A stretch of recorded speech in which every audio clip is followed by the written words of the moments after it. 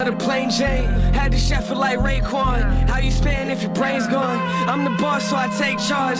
You a fiend, you just take bars. Take a trip out to Cape Cod, hotel 28th floor. Fuck what they saying, I'm back in my bag. I just be spazzing and acting the ass. You don't know nothing about doing a show. I need my money and half of your cash. I think it's funny your numbers were slow. I'm having trouble imagining that. Every track I be touching they soul. How we black and make it super easy. Hear him talking, never supersede me. In the rental thinking who could be me. Cool roof like a new Houdini. Too raw nigga who believe me. I get credit there when credit's due. Give me credit, I'm ahead of you.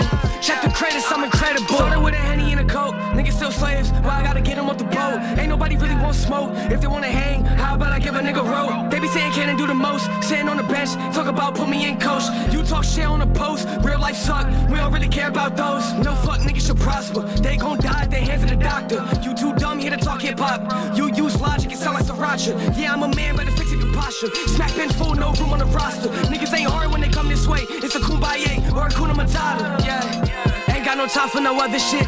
Brother is all about fuck the cops. Till they get rid of ice, fuck the government. Couple of homies will go and take all of the ice on your neck for the fuck of it. Yeah. So better not be yapping on stupid, bro. I got the light like I'm Lucifer. Light bearer, I'm the type to scare you. Michael Sarah, when it quite compares. Rap forever, never type of error. No one better that I'm aware of. Get 'em moving like capoeira. I was trapping in the cafeteria. Fuck this track. Yeah. Yo, welcome to another episode of The Cypher. As always, I'm your host, Andrew Kazir, the owner and editor of Upstate Aesthetic. We're back for another important episode of The Cypher, covering both local and mainstream music, as well as touching on important news stories going on across the country. Every week, I'm joined by two great co-hosts, Sheridan and Anthony Kannon, both Upstate artists. How you guys doing? Go ahead, Sheridan. Pretty good. How are you, Andrew? I'm good, man. Chilling. Been busy. Been back to work at my regular job, so trying to keep up with that and the website stuff. Figuring out how to manage my time, but doing all right. Getting back into the swing of things on my day off. How you doing, Ant? We just heard your new track. That is actually one of my favorite tracks you've dropped recently. I was bumping. Yeah, I bumped it probably like 3 or 4 times this morning. But yeah. I'm very happy to hear that. This is a song, I told Sheridan this earlier. This is a song that I almost didn't even drop as part of spring cleaning, because, well, for numerous reasons. However, I came over, however I felt about the song, and I decided it should drop. I wasn't sure how people would feel about it. In case you guys have, people haven't noticed, there's no rhyme or reasoning to the song orders besides and kind of chronologically how I recorded them, time frames. So it's really good to hear that people fucked with it. I wasn't sure how people were going to receive this track. It was fun. It's an upbeat song that I got to rap on, so that's always a good time. I'm glad that. What you say? It's honestly probably my favorite song that you've dropped this year. Okay. I really like it. That's really good because I really liked Red Rum. But I think this one's my favorite.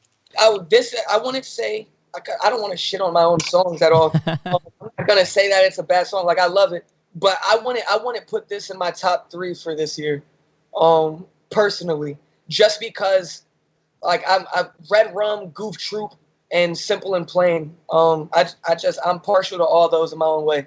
But however, it's always good to hear how other people perceive your tracks, especially first impression. Because I've had this narrative in my head for almost a year now, and now you guys are completely debunking what I anticipated. So yeah, I think I got Henny and Coke, Red Rum, and then Goof Troop. Facts. Goof Troop's definitely my favorite, no doubt. But I love Goof Troop. I feel like that if you ask me on a different day, my list might be different. That's just I'm hype on Henny and Coke right now. No, I'm glad. We'll see how it plays out over time, if it stands the test of time. For sure, and it's been a solid run with spring cleaning thus far, so it is hard to match them all up. But yeah, I'm with Sheridan probably in that exact ranking order. But we had a couple other tracks drop from Upstate this week. We got Too Close from Cat, April Showers from Ryan Bronson. There was also quite a few videos that dropped Make sure you guys check out the 607 Sound Facebook page. They have all kinds of updates every week. They post a weekly recap of any of the videos and all of that. So always got to give a shout out to them over there because they constantly do work, and it helps me out when it comes to stuff like this. Outside of that, there's not a whole lot of local news that I want to talk about. There is something that is very interesting within the mainstream. It's not music related, but it's definitely related to everything that's going on right now. As everyone knows, Derek Chauvin is the police officer who was arresting George Floyd and was the reason that he died. You could say he killed him, however you want to put it. But an interesting news story that I found this week was apparently before they even arrested him, they were looking to put together a plea deal for him, a deal that would have seen him plead guilty to the murder charge, but still likely wouldn't have done nearly as much time. The charge wouldn't have been upped to a murder 2 charge. Like, there's so much that goes on about this, and I just wonder, I guess, what you think the reaction would have been had people had this happened, first of all, and had people not protested, maybe he would have gotten some type of easy plea deal. But with the protests, the charge then jumps up to a murder 2 charge. So it shows what the protests can do, but it also shows how quickly and willing they were to try and get this cop under the rug as quick as they could. No, absolutely. I mean, there's no way to 1,000% tell. We're not future tellers, and we can't go back in time. But stuff like this, when protests happen, America, the government, police, they normally give like a grand gesture like this. They normally cave in to something or bump a charge, bring in whoever the co-conspirators were. The important thing is that he gets convicted. And until that happens, I'm not really sure how effective it was. But I'm a believer that they have responded to the protests in numerous different ways, from different arrests in different states, from looking at the penal code and how police reform is actually on the agenda right now. And I don't think it truly has been in a long time. Well, I mean, Minneapolis is going to be defunding their police force. Other police forces are looking at possibly doing that, including NYPD. I think the protests have definitely worked to an extent. I don't think they've fixed. I don't think they've fixed everything. I think that we need to keep going. But I think we've definitely seen progress be made. I mean, there's cases being reopened. I think in general we're definitely I think we've taken a couple steps forward, honestly. At least compared to how far we've moved in the last 20 years. I think we've moved farther in the last couple of months than we have in probably 20 years. I hear you. I mean, a lot of people would agree with that. I'm sure there's people that would disagree. But you easily have a point. The thing about situations like these is, like I said earlier, key words for what you just said, is to an extent. It's work to an extent. We have to make sure that, because there's been protests after Trayvon Martin, there was protests. After Eric Garner, there was protests. Rice, there was protests. It's about continuing to voice yourself and continuing to be on the front lines fighting this war from a civilian standpoint. Because we have to hold them accountable. They're not going to hold themselves accountable. So I hope it's sustainable. I hope there's convictions all across the board. I hope some defunding does happen, but I hope they do it properly as well. I know that if police officers' salaries all of a sudden cut, that's not going to be good for the civilians. That's going to come out in how they act. But I'm interested to see, because there's definitely been reform and it's not finished coming. I think one of the biggest things, not the biggest thing, but one of the biggest things that needs to happen is the amount of training and the type of training that these officers are getting. I mean, you've even seen signs, I'm sure, 1,500 hours at barber school, 900 hours for police academy, and that's just ridiculous. And I think it's something that's from the top down. I think it's a lot deeper than just the police. But I think that's, in terms of just this police specifically, that's one of the biggest things. They need more training. And I think there are certain situations where police are used that maybe police aren't the right people to use. We need people like a social worker or people who are trained for crisis situations to de-escalate. Yo, The police aren't really made for that. that's a really good point. I mean, what are the police there to do? They're there to enforce laws. You feel me? Enforce laws that are already made. I forget. Oh, it wasn't you. Shout out this kid Max Beckett. He's always fighting in my comments. Not with me, but typically on my side. He's a real joke dude. I can't remember. I don't want to misquote him, but he said that the police were something like a paid terrorist militia, government organized or something. And it's not just that. It's not all the way black and white, but essentially what he said made a lot of sense. And it resonated with me well. And I think the points that you just brought up, where you need specialists for specific scenarios, like you have hostage negotiators. Why can't you have somebody come talk to a mentally disabled person in trouble when you get a distress call, as opposed to sending 3 squad cars? You feel me? Like there needs to be situations like that. 1,000%. And I mean, I've even recently I've had friends in situations where they're mentally not doing very well. They had 911 called, and police comes, and it's just that it's not the way that it should be handled. If someone's like having a mental breakdown, seeing the cops or seeing people that they view as someone that could get them in trouble or put them in jail or whatever, that's not good. That's not how you de-escalate a situation like that. You send someone that can calm someone down. If they're armed, that's a different situation. I don't know the exact solution for that. Still, I don't think it should be police officers. It should be crisis control.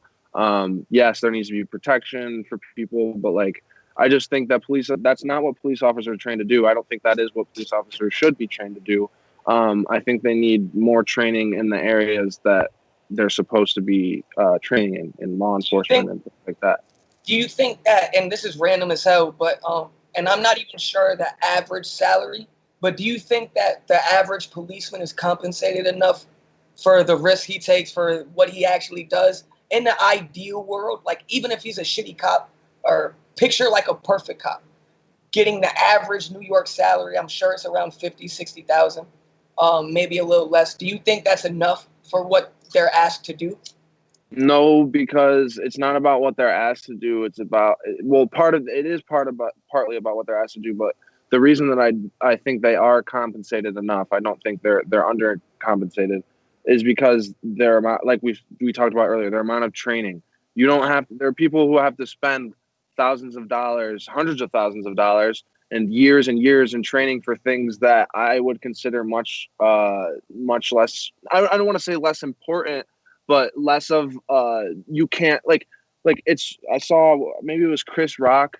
I don't know exactly what the quote was, but it was basically like, imagine having like a pilot that was just okay, like that just fucked up only fucked up sometimes, but he was mostly okay. Yeah. Like being a police officer is a job that you can't have someone that fucks up. You have someone that makes the right decisions and does the right thing every single fucking time, because it's life or death situations, and we've seen why that's the case.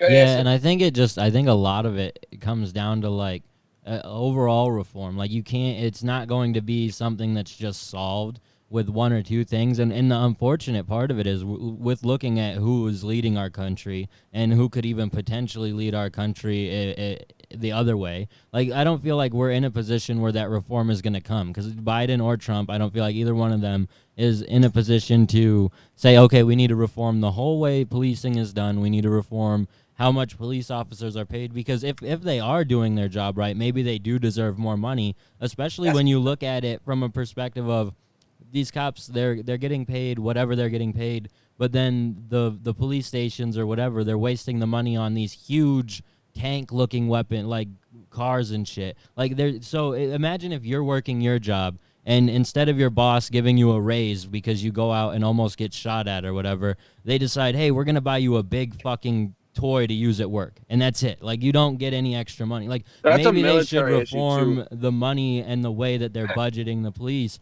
Like, so I think it comes down to, there's so many different moving parts that it's impossible.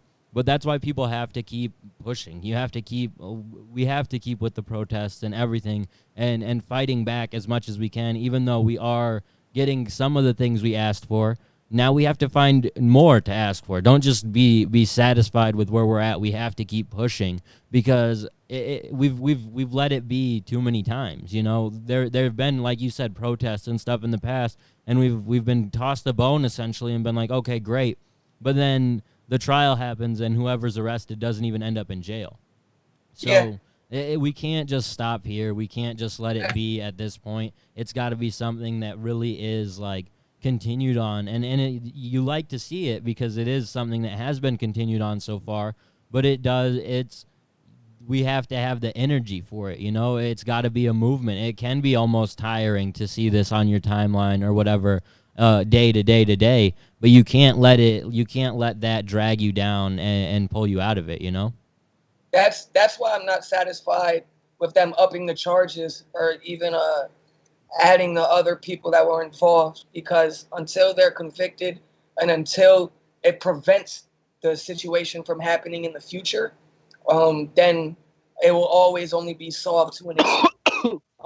And to add on to your topic, or what you just said, that was on the federal level. You feel me? Trump and Joe Biden, they're not the people to defund the police federally or even make huge changes in the ways that we see them. But I know that locally and statewide, they can make decisions regarding that. I read somewhere that it was national news, and there was police reporting it and conservatives everywhere in Ithaca saying that Ithaca was the top 15 worst cities to be a police officer in America. And it was mind-blowing to me. It was like Ithaca was number 9 or some shit, and people were really defending it as if the average life of a police officer in Ithaca is harder, more stressful, or it asks more of you, more demanding than even Rochester or Buffalo. Fuck Chicago or Compton or New York City, you feel me? Like, it is unbelievable to me how people view it. I know a lot of people out here think the police are underpaid. I know a lot of people blame that on the mayor. I don't think so. I don't think police are underpaid, and I don't think that Ithaca police have it extremely hard. You feel me? You're supposed to do your job. You have to do your job. And I've seen too many cases where even Ithaca police aren't doing their job properly. You feel me? It's not like we're some huge crime-ridden city where we need 15 cops on the commons at all times. Like, what the fuck are you doing? Like, like, go do something productive or stop paying somebody to just look intimidating. It's ridiculous. There's shit like that. So I know on the local level you could change things. I'm not putting it all in Donald's or Joe Biden's hands. If I did, the world would be a very fucked place. Yeah, that's a fact. Yeah, for sure. Yeah, you're right that it can be changed locally, but like to see the sweeping change that needs to be done, it's going to be something I think that'll come. It needs to be a federal level. It'll come like in the next 8 to 10 years or 8 to 12 years, you would hope, like whenever we get past this cycle of garbage that we've been dealt, and hopefully people from another generation can start be put up for election because we're not voting for 80 and 70-year-olds anymore. Hopefully that type of thing can actually change and happen. But until then, like it's going to be something you have to focus on it locally. And yeah, I'm right there with you, man. But it's something we got to focus on locally. And then hopefully we put in the groundwork now. And then in 8 years or 12 years or however long, we'll be able to get some federal progress. But yeah. I totally agree, because say even they fix policing in New York, how the fuck does that affect California or Florida? You feel me? So it can't just be a state level. But I'm just saying, at least for my community and my state, and for your guys' retrospectively, we can make some change. We are capable of having a voice. That's See, my and point. I feel you 100%. It's just so much different of a perspective from South Dakota. You know what I mean? Like I like there 100% can be community change, and like I saw it, like, because when we talked about it on the last episode, Did you go to that? Yeah. There was definitely not a lot of people there, but there were people there. Like it's a small town, so it's what I expected. But there was like 50 people there. It was relatively short, and I had to speak up and say something, like, just, and it wasn't bad or anything, just like speak up and talk on behalf of the community or whatever, because it was going to be too short, because it was like we showed up, they handed everybody candles. This girl, she's probably like 18, so like shout out to her. I can't remember her name off the top of my head. Hannah Bricker, I think. So shout out to Hannah Bricker. So Fuck out of it. some 18-year-old white girl, bro, who helped put together this thing, and like it was cool. But she talked for a minute, then they did like a 8 minutes and 47 seconds or whatever of silence, and then they talked about it for another minute or two, and then they were like, all right, we're done. And I was like, wait, I gotta say something, like, actually in relation to the community, or so. I appreciated them at least trying and creating a platform so I could speak to the people that were there. But and that's what you hope for, you know what I mean, from a community, and that's like in a more diverse community like you guys live in, you can have a lot more expectation. For me, something like that was like heartwarming, and like, okay, we can get somewhere else from this. That shit is heartwarming. Like, no way that you put it, and I'm glad that you spoke up and said something. Like, I don't want to bash anybody, so I'm gonna preface this with, I'm glad that they did it, and shouts out to them for holding that.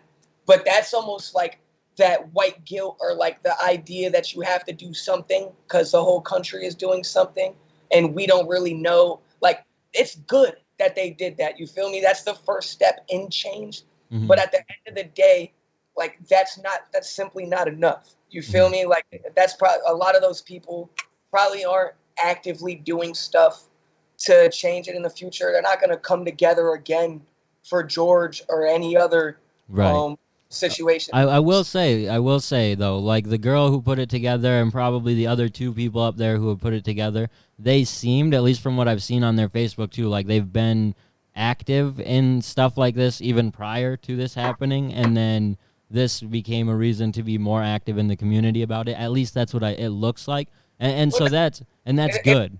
I want to applaud them and everybody that it's not like, that's why I wanted to preface this with, I don't want to shit on anybody. I'm just saying the act alone of holding an 8 minute, 40-something second moment of silence and coming together for an hour, that's just in itself not enough to bring change. But for a community like yourself in South Dakota, it's not diverse. You don't expect that to happen at all. So that is a step in the right direction. Facts. It was cool to see just other people that I know in the community that did show up. I was like, it was almost like a surprising thing of like, oh, cool, you've got our back. Like, okay, fellow comrade, we've got this. Like, so it was cool. But speaking of young women doing things to try and make a change in the community, Selena Gomez, in a much more mainstream way, has utilized her platform to try, and Sheridan loves this. He's shaking his head because his girl, Selena Gomez, she's you have to applaud it. She's not super up on everything that's going on, so she's handed her social media accounts off to hip hop artist and activist Killer Mike. She also handed it off to a couple different organizers such as Black Lives Matter co-founder Alicia Garcia and author Ibrahim X Kendi.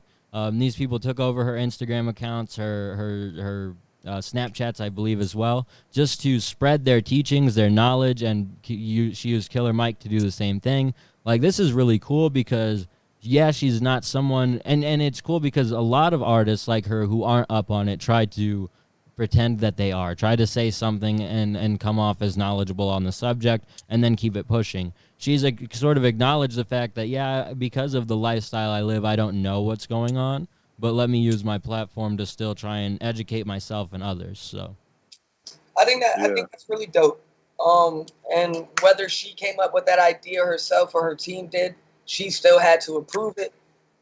She had to be more than willing to be an activist and lose some fans over this, because I'm sure some of them weren't too happy. For sure, dude. And that's such a weird thing too in and of itself, but it's ridiculous. But also to bring in somebody like Killer Mike, I wasn't privy to this before. So shouts out to Selena. And not that I want to say she is, but where do you guys draw the line between activism and like pandering? It's tough. I feel like Even at a local I feel level, like it's what tough. Andrew was saying. I feel like what Andrew was saying, like this, the fact that she's going to this extent and like actually using her platform to like educate herself and other people is what makes it not pandering. Yeah. What I would be wouldn't say what she's doing is pandering. It just brought up an interesting topic.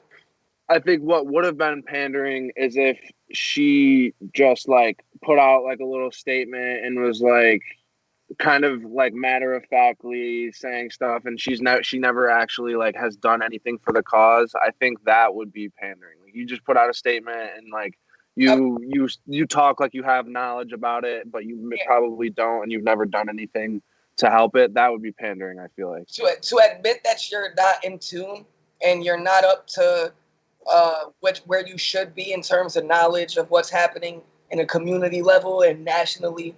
That takes courage and it takes some sort of like self-awareness.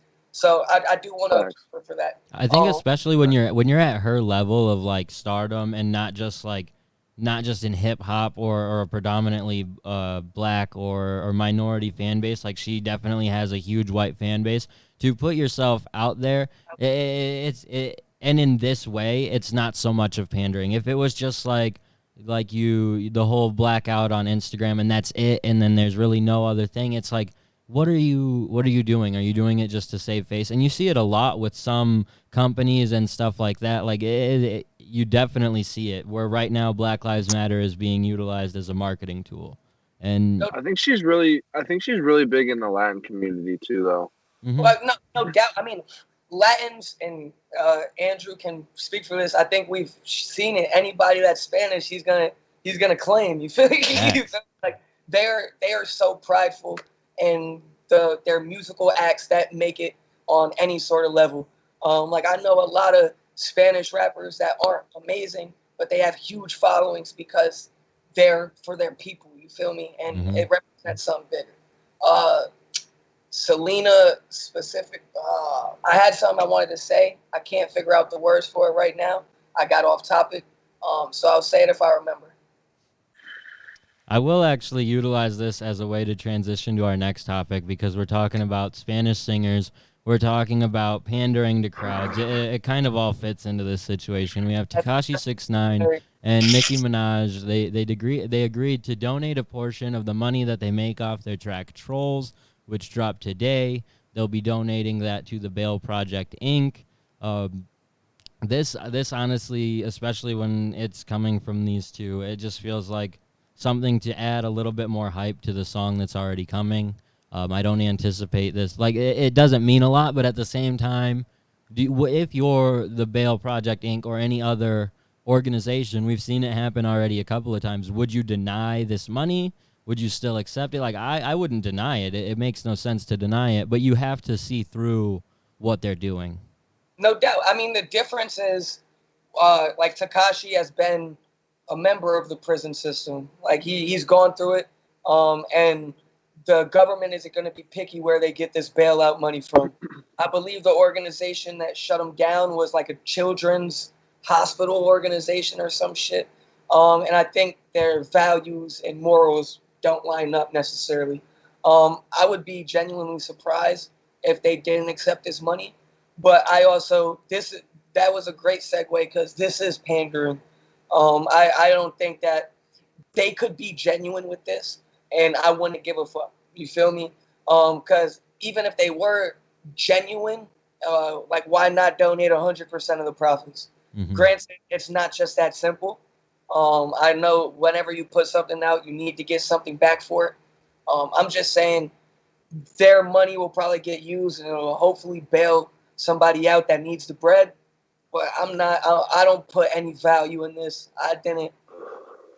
Yeah. That brings up a very important point. If you're from the streets and you're bailed out by Tekashi 69's bail money, how do you feel? Like, are you just like, that's what's up? Like, do you stay in jail? I know a lot of real niggas that would hear this question and their head would blow up. They'd be like, can't compute like that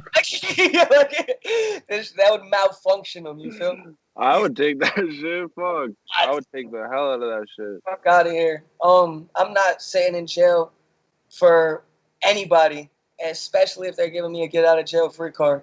Facts. You don't gotta associate. You probably wouldn't even know it's coming from Tekashi. Or Yeah, you wouldn't. No, you definitely wouldn't. But it's still funny to even hypothesize that situation because That was hilarious. That was hilarious. I don't. No, yeah, but I agree that it's pandering. I don't think that they really care that much. But I will say the reason that I think they wouldn't donate all of the money is because Takashi has to really make some money back for his label right now. Yeah, I mean, Tekashi is in a weird situation. Like, I don't know what his finances are. Of course, he's always gonna seem like he's richer than anybody when you watch videos. You feel me? Because you're only seeing highlights. But the only thing Tekashi's paying for right now is living and security. You feel me? Jewelry, clothes. Like he doesn't have like quarantine is different. You're not spending money the same way. You're quarantine not is perfect for Tekashi. Like, it is so perfect for him. You're not bringing in money the same way because of concerts and shit. But Tekashi wasn't going to be doing shit now anyways. Like, if the world was safe, Tekashi wasn't going to do a concert. He'd still be in jail right now if the world was safe. Like, that's a fact. So it's weird. Nicki Minaj. He's be getting out soon, though. Yeah. When was he supposed to get out? For sure. I mean, I'm not sure. Maybe September or some shit. Yeah, I think it was August, September type shit. But they might genuinely care about bailing people out. It's a national program, right? Not a state-funded program, because New York just changed how they do bail. So that would be kind of weird. You almost get let out until your court hearing, right? If I understand correctly, for most offenses.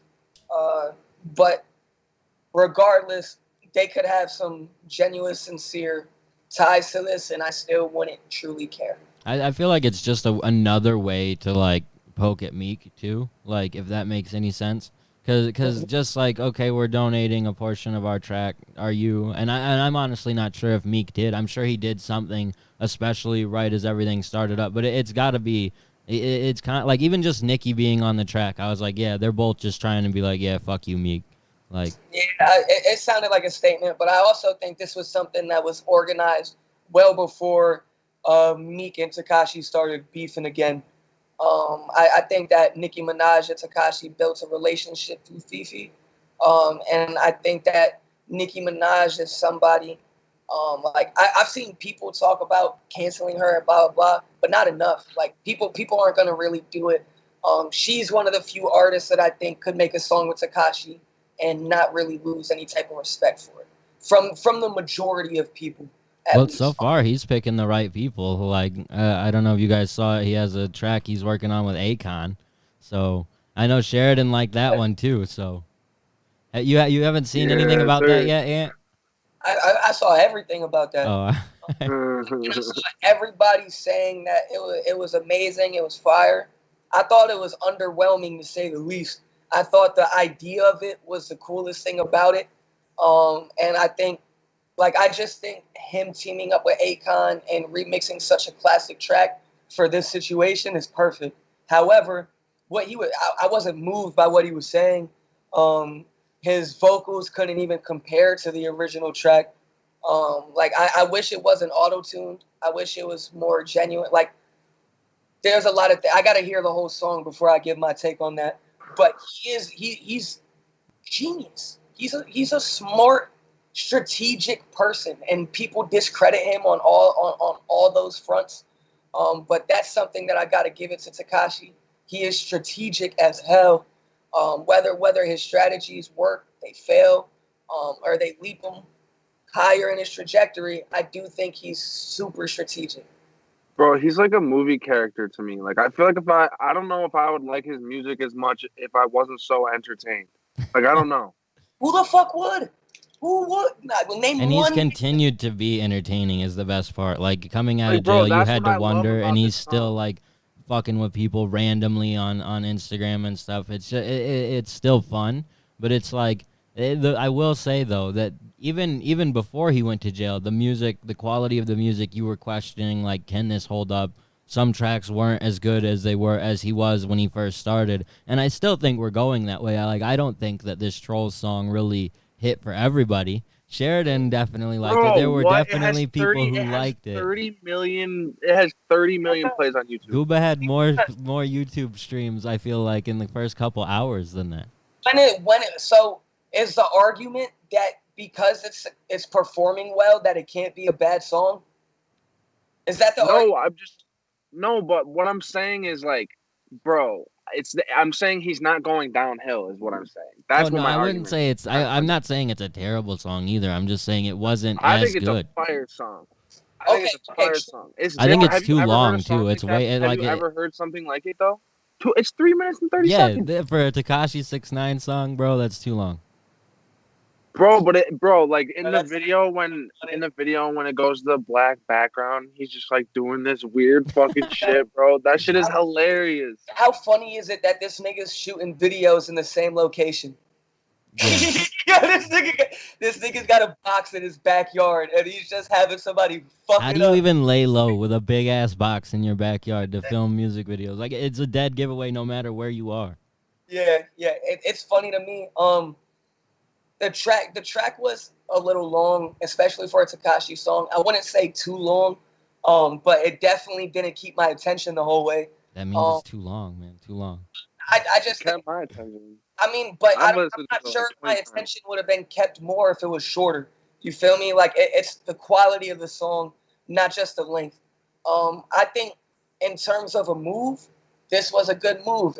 Like I only listened to the song twice. I only listened to Gooba twice. I don't play. Neither of them made me want to go back. I'm not one of the niggas that refuses to listen to Tekashi because of his actions. But I just don't want to play into it. Unless if he was dropping the best music in the game, are you really not going to listen to him because of some actions that he made? Me personally, no. But he hasn't dropped top tier music in my opinion. So I will not be going back to check it out. I think the move itself was smart. I want to know who the next collaborator he has is. And I think this is a new sound that he could step into. That's one of my takeaways from the track is that I'm still 2 years later being surprised at what he's sounding like. And that's always a good thing. If you can change sound, then you'll be able to sustain something. I love that he went both sides. Like he did the hype shit and he did the like fucking slow shit or like chill shit that he's. If he didn't start screaming in the middle of the track, I would not have liked it as much. Like that. Not that I want to hear Tekashi scream every time, but that's the precedent he set, and that's what I listen to Tekashi. I like both. I like both. Like, I love Gotti though. Gotti was a dope song too, and that had no screaming in it. I can't remember. I don't remember because he never names them. He rarely ever names them something. It's like Gotti. Exactly. So I don't remember. Open my day once. Yeah, but he's playing a dangerous game too. Sitting here, like, how many collaborators can you have swing through when you're supposed to be trying to lay low? I mean, you got academics at your crib, Tekashi. I don't know how long you're gonna be able to last. He's a snake. And I saw something talking about academics saying, "Oh, the most gangster rapper has done a collab with Tekashi." Like, if you're the most gangster rapper, you're like, "Oh yeah, I'll do a collab with you," and then boom, Tekashi's gone. Like, I'm just saying, he's playing a dangerous game. I feel like someone like him who's done the things he's done, he should be laying a little bit more low in terms of like collaborating with people, bringing Nicki in, like bringing these people in. It's going to be what gets him killed, and we're gonna look back on this and be like, "Oh fuck," like and he'll be dead. Like I don't think he's gonna get killed. He's also, I mean, whether it's dead in terms of literally not living anymore, or in terms of contributing to the downfall of his career, I think that I don't know what Tekashi would possibly do outside of hip hop. He's not ever gonna be able to live a regular life, so he has to ride out hip hop as long as he can. I think he will. One thing that I know is that in his terms to be released and on his probation shit, he can't keep antagonizing people how he's doing. It's gonna become an issue legally, and he's gonna be liable to violate his uh, terms of parole. I'm not sure what it will be that crosses the boundaries. From what I read in his terms, I figured it would have already been breached by now because every single day he's poking at somebody, and he's been disrespectful. He's came at people. He's supposed to not play into any nonsense on social media. He's supposed to not antagonize anybody. So he could contribute to the downfall of himself again, which would be the funniest, most ironic, stupidest thing I've ever seen in hip hop. But I would watch it. I'm here. I don't think he will. I don't think he will, but I wouldn't be surprised. You feel me? Like if he did that, I wouldn't be surprised. But I don't know. I just have a feeling he's gonna ride this out for at least a couple more years. At least a couple more I years. don't think so. I I don't think know. he's got like a year left. Once Bobby and Rowdy come home, dude, in the competition of New York artists is actually there, and there are artists who can legitimately carry themselves. Like I feel like he can ride this. Like there's no one that's really I don't know, man. And I could be way You off think with Bobby's it. gonna be like that, bro? You think Bobby's gonna be popping like that after as like 6ix9ine is? No, I don't know, man. I don't know. absolutely not. But I fuck with Bobby. I love Bobby. Like but he's not gonna. It's not like this, bro. it's He's not. just It's it's not just gonna happen. normally the nigga that stayed loyal and the one that should get all the respect and love doesn't. Like they get it from their small community of and granted, it's not small. Like, It's the Bobby is a whole hip hop community is gonna he'll want to blow lift up. them up His though. first Like song there's will blow up. everyone is gonna want a Bobby feature when he comes out. Like I think you might be downplaying it by a little bit. Like I agree that he's not gonna be at Tekashi's level, especially when he first comes out. But I don't think that he's gonna be like at some low level. Like Bobby's going to be I a don't either. star That's not what too. I'm saying. That's I not. think Bobby will have the longer, more prosperous career in the long run, like more respectable, not prosperous. Like Yeah, no doubt is that he will stay definitely more respectable? he will stay in hip hop longer and be able to have like a more core fan base and continue to drop projects as long as he wants, as long as he's making quality music, because that's what he's built for himself. I think Takashi's peaks are going to be substantially higher. I just don't think it'll be for as long. I do think he's closer to a year than 3 years. If that's what you think, Sheridan. I think he might. I could see it being longer than 3 years. Honestly, he's versatile. He can do a lot of different things. If he can stay out of trouble, which I don't know if he can, I'm just saying, if he can, I could see him lasting a lot longer than you guys are saying. And I could see. I honestly I don't just know think if that the Bobby's gonna last stigma. that I long. don't know if he's like so far the tracks he's come out with. There's still at least a large portion of people who they tune in to listen to it the first couple of times and then they're out because he's not necessarily delivering. I mean I don't know. It's questionable. It's questionable because you can easily I argue think with he's numbers. delivering, bro. So it's all opinion based. We'll have to look back on it in a couple months. It's gonna come. And But it's not just numbers. Like the song, like have you ever heard a song like that before? Like that sounded like that before? no, I get what you're saying too, and it's fair. It's fair. It's like The Sicko Mode. I thought versatility. Sicko Mode was I thought Sicko Mode was trash, but nothing sounded like that ever, bro. Nothing sound so like that's what people when you make a song, two people like that make a song that no one's ever heard and it's catchy enough, and people are gonna fuck with it, bro.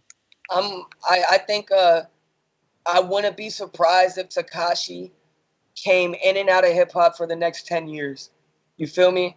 I could see anytime a new New York rapper comes up, if Takashi ever lost relevance, just makes a funny fucking video coming at the dude like, oh, did you get as many number ones as me? Oh, whoa, blah, blah. Like, I can see him really, like, because like you said, Sheridan, he is like a super villain in hip hop. His music wouldn't be as entertaining if it wasn't for the antics.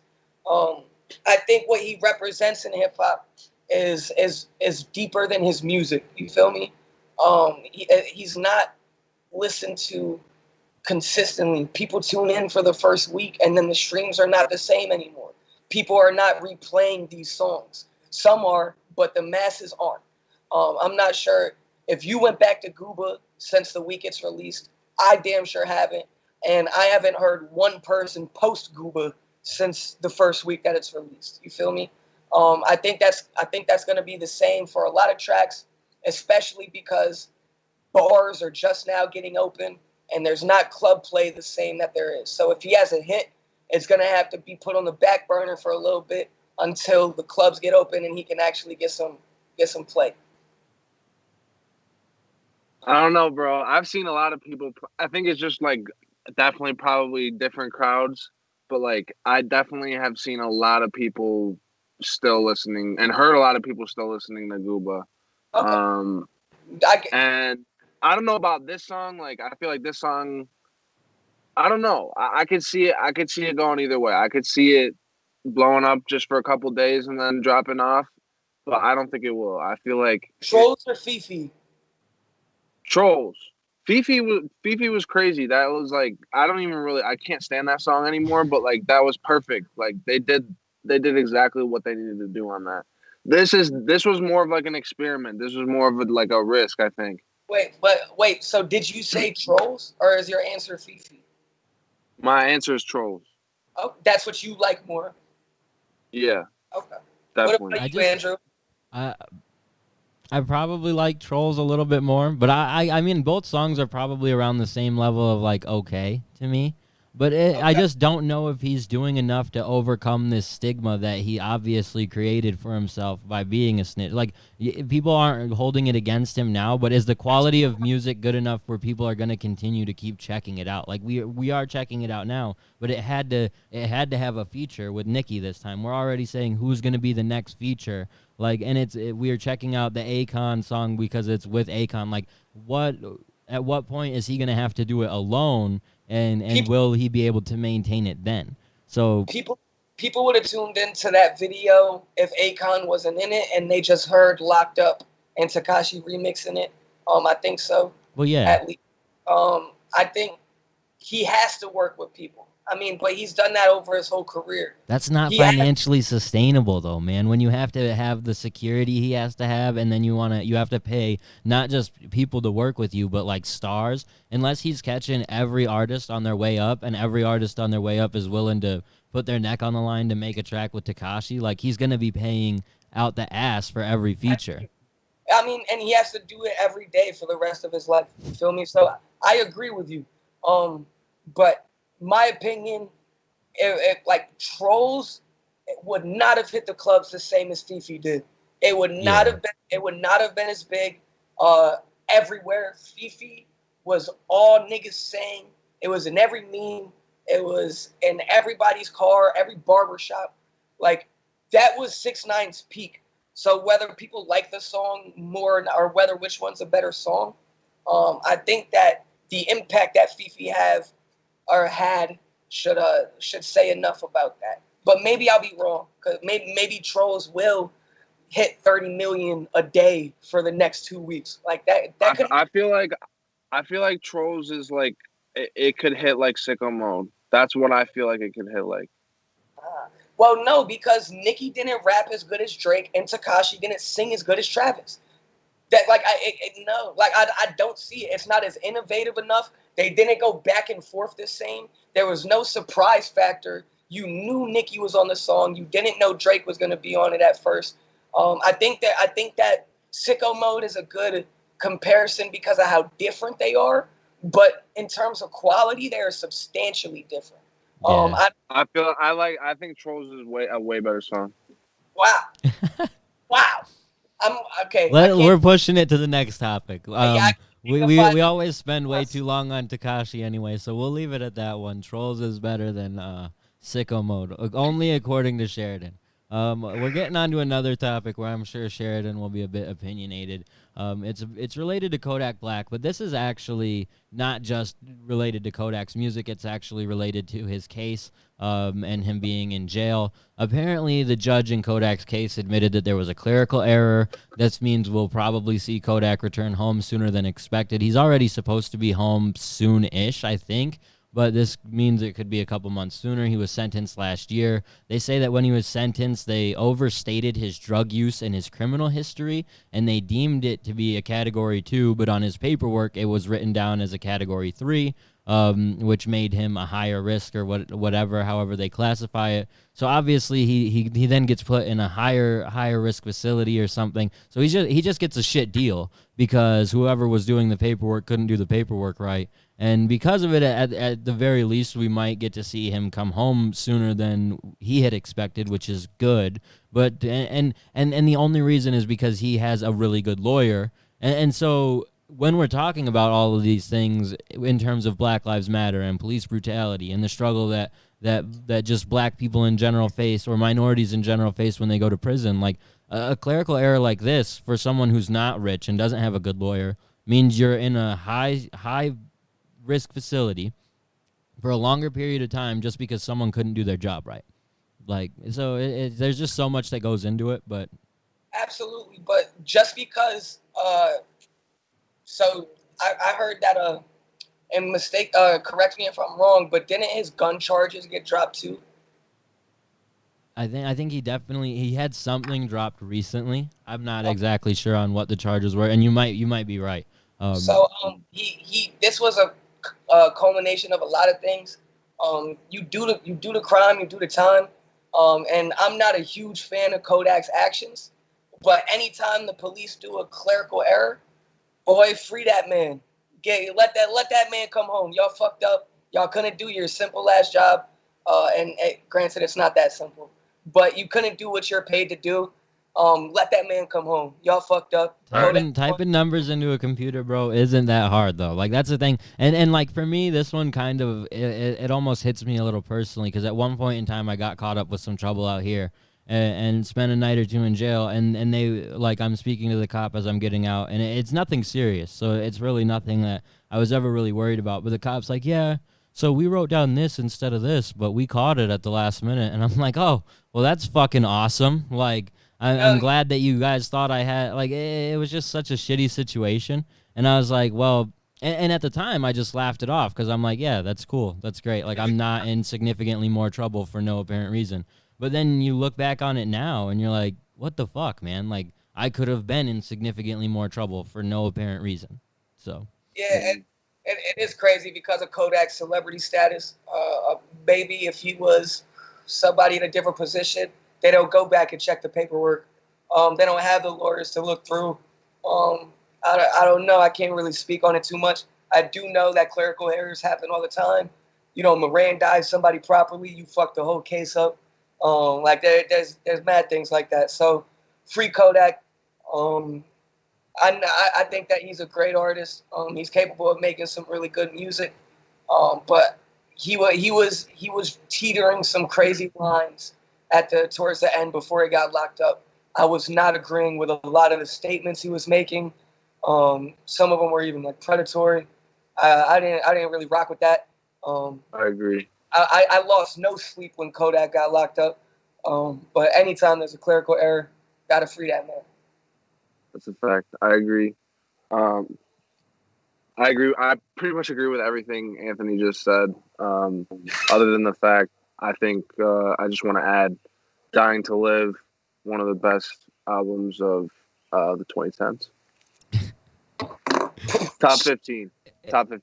And didn't Kodak just drop a track today, I think? Or I want to say he dropped something new within the last week or so. So they're obviously going to play off of the media attention he'll get from being released to hype up something. And you have to assume with Kodak, the way he works, that it won't take too long for him to drop new music when he is released. So that is something to look forward to because like you guys, or like Anthony at least, there's not a lot of appealing things about Kodak outside of his music. But I do like his music, and before he got locked up, I was starting to get more into Kodak's music, and then he got himself into a whole load of trouble. And like kind of like Ant, it's like you do understand with situations like this, like when someone does fuck up, like they do have to go and go to jail and do the time and whatever. But at the same time, when someone fucks up that, he needs to be released. So so it shouldn't be too long. You'd have to expect. Especially like, and that's the thing. Like this isn't just a simple error where the time he spent in jail, he ended up spending in like a maximum capacity facility or something because they thought or because they wrote down in his paperwork that he was a higher risk inmate. So like that's fucked up.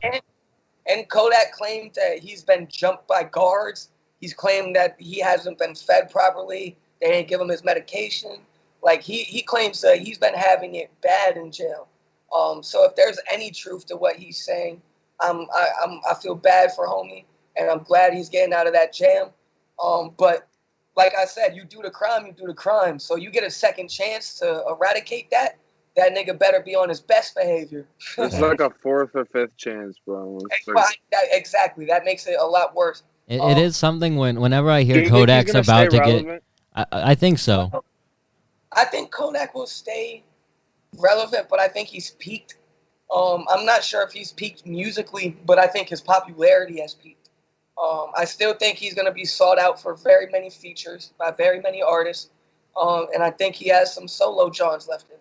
Like you said, Kodak, I don't know if his popularity has peaked. Look, Kodak, maybe you could be. I'm not going to say you're wrong, but I wouldn't be surprised if I'm wrong, but I think I'm right. I think Kodak is underrated lyrically. And I think he's deeper than people give him credit for. But you lose me when you start saying he's deeper than J. Cole, and his album was the best. What was top 15 of the 2010s? No, like you lose me on shit like that. But I it's your opinion. But I do think Kodak can make music. He can rap, and he can speak from the heart. So whenever you can speak from the heart and rap, you'll be able to continue to do that. You'll be able to make a project. And he probably has some new material, some more deep felt shit after this jam. I'm not expecting Kodak to come out on some Pop Molly, fuck a bitch, gold fronts. I'm expecting him to come out on some not too much political, but some deep heartfelt, listen to my story. Yeah, I agree. I think he will do that as well. Yeah, and I think he could also benefit just from the fact of like not being Tekashi and coming out of jail. That, like Ant said, there are going to be a lot of people who want to work with him, and so he's definitely going to be highly sought after for features. It depends on how he comes out, because I wouldn't, like, you would expect him to come out with some type of introspect of what he's been through and something like that, but it wouldn't be that shocking to see like the same old Kodak type music. Which then at that point I wouldn't see him becoming like at that point I would say his last two albums were hella personal. No, and I don't know. I understand what you're saying. What I'm saying is if he continues on that path of being personal, I don't think he's peaked. But if he continues on the path of making music that is just nonsensical, then it won't. Then I agree with him. I don't think he's gonna ever. I think he will like do that still, but I don't think he'll ever go back to that being his like main thing. I think he's always gonna stay making personal music at this point. He's on a more mature note than he was when he came into the game. And yes, but at the same time, if you're on a more mature note, how do you keep getting into this much trouble? Like that's where I. He's mentally has issues. Like, I don't know exactly what issues he has, but he definitely is not like mentally stable at all times. I can just speak for musically. I don't know what's going on with Kodak personally, but like you said, if you can convey your story, and you can rap well, you'll always be able to make another project. And he is more mature musically. You can't tell by his actions that he's more mature as a human being. Yeah, that's a fact. I agree with that. We'll see. And it's going to be something I'm looking forward to whenever he does come out and get released and we get new Kodak music. So the next topic we have is we're actually going to play a speech this was about a week and a half ago, I think. And it was right after one of the violent protests in New York City. This is from a woman. I don't have her name, unfortunately, but she gave a very powerful speech just talking about the destruction that had just occurred in her neighborhood and sort of explaining why this isn't necessarily the route to go. I'm not playing this because I'm saying that people shouldn't riot or destroy things. Do what you want to do, but at least listen to this and utilize it in a way where you're doing it in the right places and doing the right things afterwards. So we'll go ahead and play that for you. People who live in public housing, and you just made a fucking melee. You took down bus routes. There are people who live in the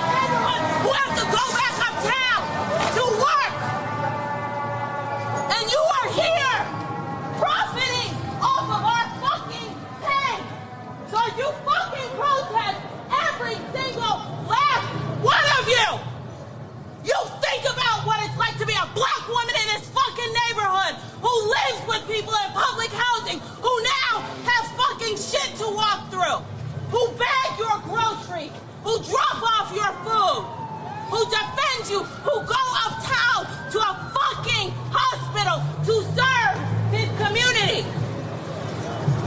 So as you're out here, be fucking responsible. Have a fucking plan. You can protest all you want, but the shit I just saw take place.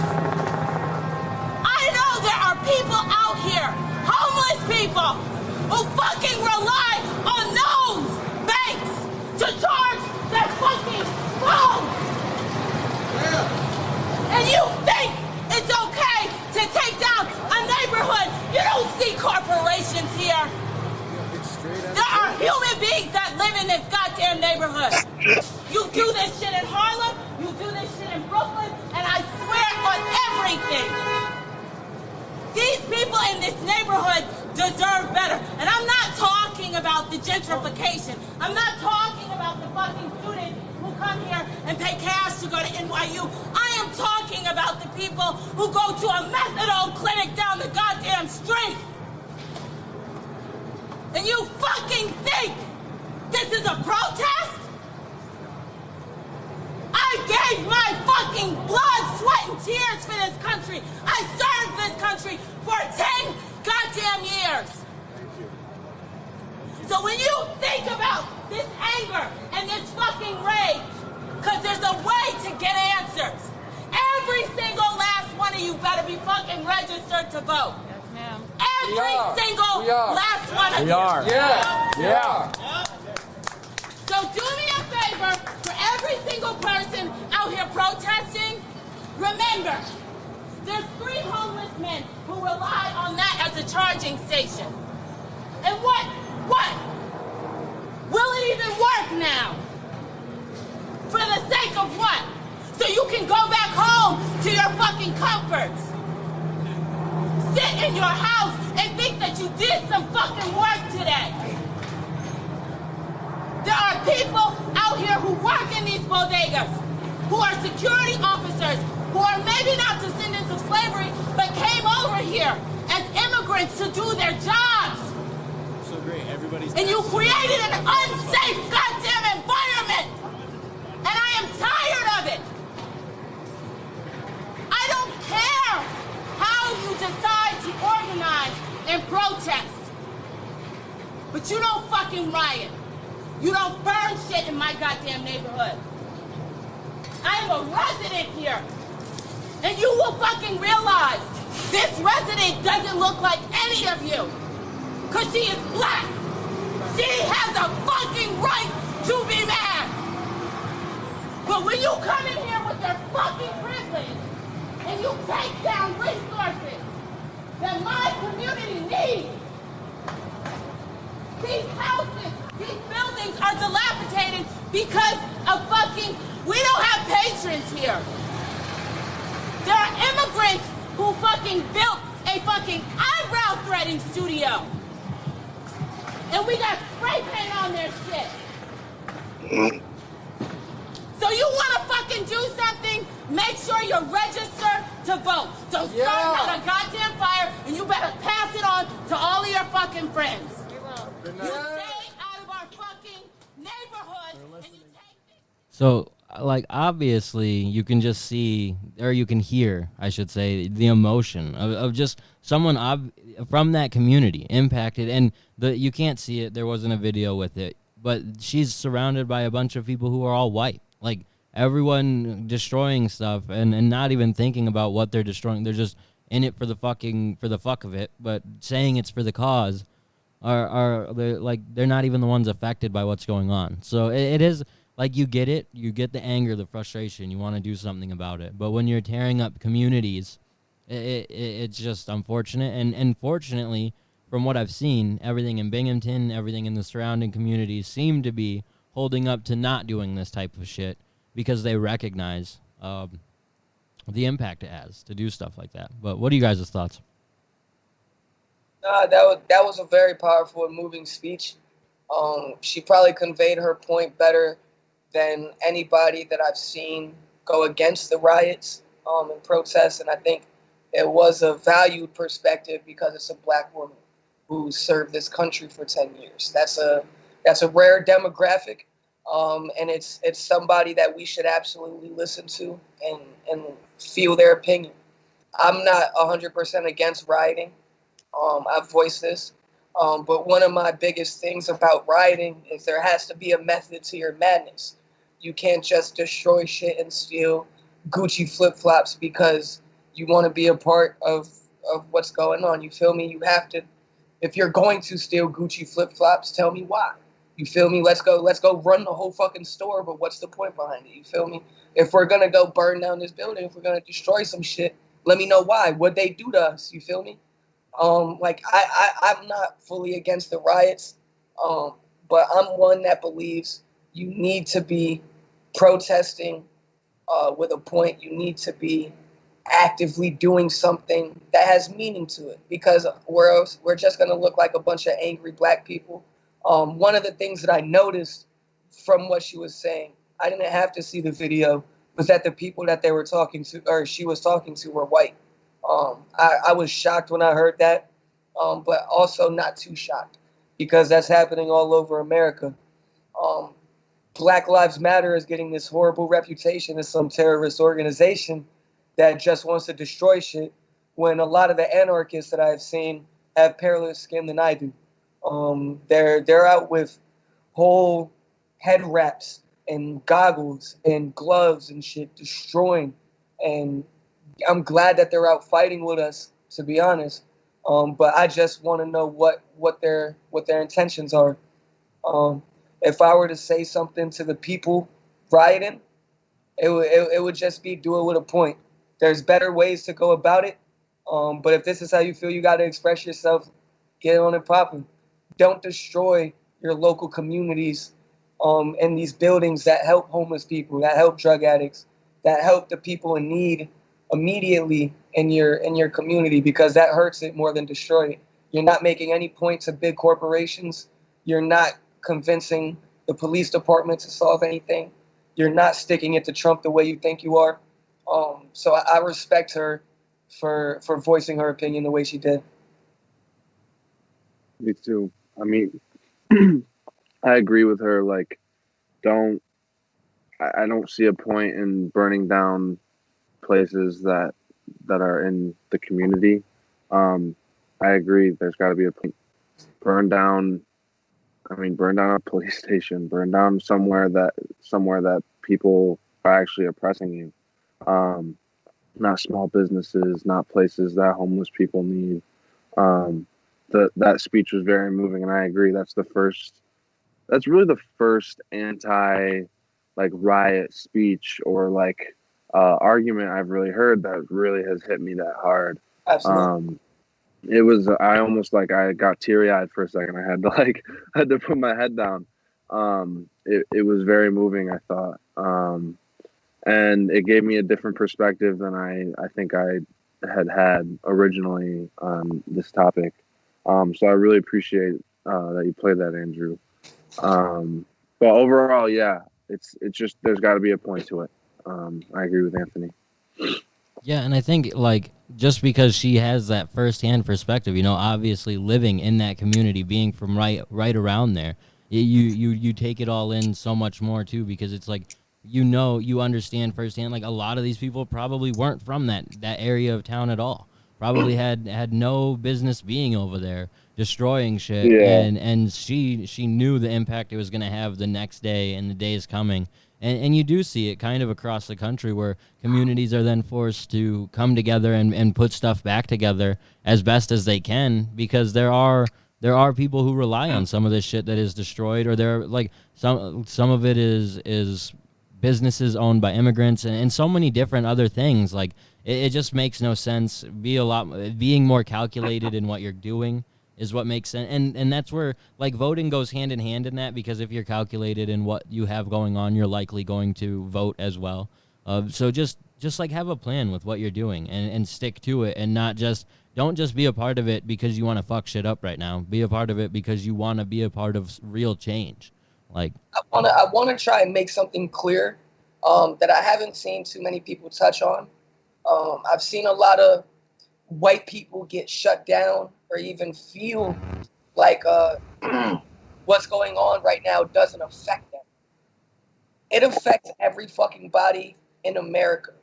A big argument that is against Black Lives Matter in this movement is that more white people get killed by police than anybody. So when we're protesting Black Lives Matter, we're also protesting police reform and the undoing of police brutality against everybody. We're not just trying to make it about us. Black Lives Matter is about Black pride and proving to people, showing them the value of a Black life. But police reform is a subject that affects every single race, every single class, every single human being. White people, and not every white person, but a lot of them are quick to say that police kill more white people. Why the fuck aren't you angry? Like, why is that okay that you guys are getting killed more? We're getting killed at a higher rate, but if you're still getting bodied, aren't you angry? Do you think that all of them deserve to die the same way that these Black people, if they acted right, wouldn't have gotten killed? Like, that's what's baffling to me. So I never want the narrative to be that because of the color of your skin, you're not affected by what's going on right now. You can't just, as a white person, be out here destroying shit as a group of white people, knowing what's going on with Black Lives Matter and the narrative that's getting painted towards them. The majority of us have been peaceful and haven't decided to destroy shit. But when groups like this, or like in Binghamton, decide to burn down a playground, it only destroys everything that we're working for peacefully. So don't think that you aren't affected by it, but you have to realize where the line stands, and where you stand in this fight. while I agree, like that whole thing about the playground at this point, like I get it. Like, I don't know. There's just, yes, don't burn down a playground, but there was so much like over attachment by so many people. Like, they were like so quick to like, let's get a GoFundMe going and raise $40,000 to rebuild this park. And then like a week later, I see Binghamton's budget, and they have like $1.5 million allocated to the Parks Department of Binghamton. They have money to fix their fucking park. Like, why are you guys so worried about a park where probably, like, this wasn't the happiest park in general? Like, they consistently had cops at this park for a reason. Like, people are, oh, it was a diverse park. There's a reason there were cops always at this diverse park. Because it was a diverse park to protect the white kids and to keep an eye on the minorities. Like this, like, I understand the relationship people have with Rec Park, but at the same time, you have to detach yourself from some of these things. And yes, you should be frustrated that it happened, but don't drop every penny you have or drop everything you have because you care more about the park than you do about the movement. Because it's still just a park, and there was a whole lot of shitty stuff that happened at this park too. So don't act like it's fucking Disneyland. Like. Nah, the park was more so a metaphor for anything. It could have been a light pole. It could have been a bench. You feel me? But when you're grouping up in white people and joining the fight, or just trying to propagandize what's going against, like you're trying to start some destruction just to destroy the narrative or hurt it. You feel me? Yeah. Whether your intentions are that, or you're trying to be destructive, thinking you're helping. You have to realize what you do is only going to reflect on the Black community and go to the narrative that they're over emotional and destructive. You feel me? That's my point. I agree with you 1,000%. People were way too attached to the park, but let somebody burn down Fall Creek. I'll be tight. Like, and like that was why it was more annoying than anything. Is just because it gives people an opportunity to immediately paint whatever narrative they want. And that was where my frustration came. Like, the park wasn't even that big of a deal. It's like whoever did burn it down, whether it was white people who were for the cause, or white people trying to sabotage the cause, or people or minorities for the cause, or black people for the cause, whoever it was, like, you didn't do anything to help. You kind of just made everything look like shit for a couple days before people realized, like, oh, that was a very small portion of what's going on locally. So it's nice to see that it's not as prominent locally. But Absolutely, I agree, and I'm glad that we expounded on that. and it seems to be something that has sort of corrected itself across the country. Like, people are still getting tear bombed or tear gassed like no fucking tomorrow, but we aren't tearing shit down. We're not burning shit anymore. It's just this is their continued reaction is tear gas and rubber bullets. And That's still the narrative in so many people's minds, though. You feel me? Like, I would say the damage is done in terms of that regards, and anything else that happens now only contributes to that. I think it's going to take a little bit to change the narrative to what Black Lives Matter represents, at least to the entirety of the globe. I know some people that I wouldn't deem fully racist or racist at all, even, that just don't even know what Black Lives Matter truly represents now because of what's going on. You feel me? I hold it against them, but I don't just cross off some ignorance as racism, because I think to have racist behavior and to be a racist are two different things. You feel me? And some people disagree on that, but I believe that you can really be truly ignorant based off your environment and the conditions you grew up in, and some of it can be unlearned.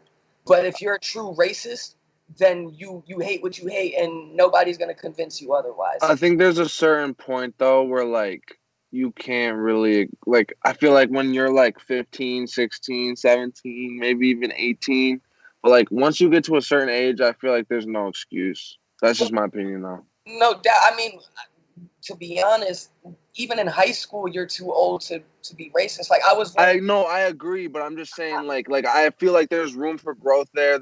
And there still could be room for growth later on, but, like, I feel like you're a racist if you have racist tendencies at a certain point.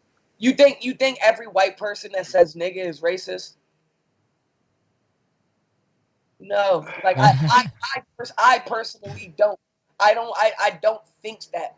I know a lot of people that do, and I don't blame them for that. No, I don't. I think that's fucking ignorance. You feel me? And some people are racist who use it. A lot of them are. But I know a large demographic of people that just don't really understand the plight. They don't understand the history fully behind the word. They know slavery happened, but that's it. That's where like Black history isn't taught in school the way it should be. And so a lot of people, I don't blame, but once you get to a certain age, I agree. Certain things are inexcusable. And I don't even want to teach something to somebody that's too ignorant. But I just don't think everybody that's ignorant is racist. it's hard, though, because if we don't teach the people, how do we get past this? You know what I mean? At the end of the day. And I get it, because it's so exhausting. Trust me, living in South Dakota, trying to explain to people, like, why Black Lives Matter is important and why it's not all lives matter, and, like, to try and break it down to people can be extremely exhausting. But if somebody doesn't do it, and if we as a community don't try and remind each other, hey, we have to do it, then what's going to change? And that's where, yeah, we can chalk it up to ignorance on their part, but if no one educates them, or it's too exhausting to educate them, they're just going to still be stupid. Well, if you're ignorant forever, you might be fucking racist. Like, like if you don't. Do you think you can change? Like, do you think it's possible to change everyone into not being a racist?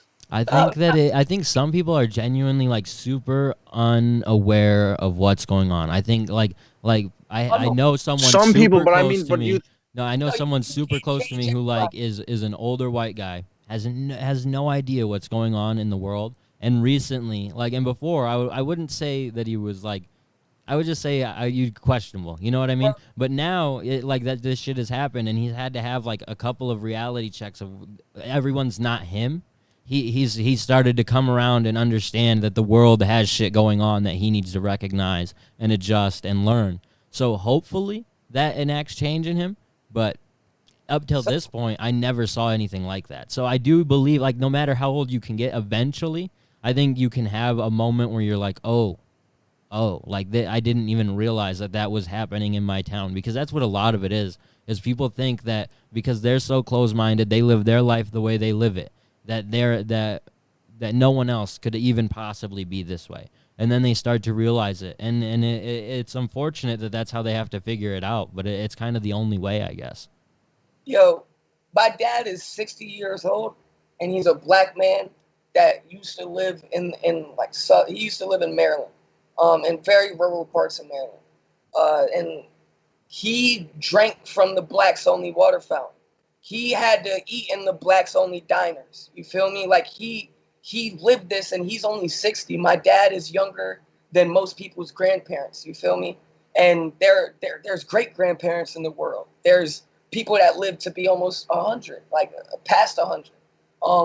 So it's gonna take decades and decades and decades to even get to the generation of people that didn't experience segregation.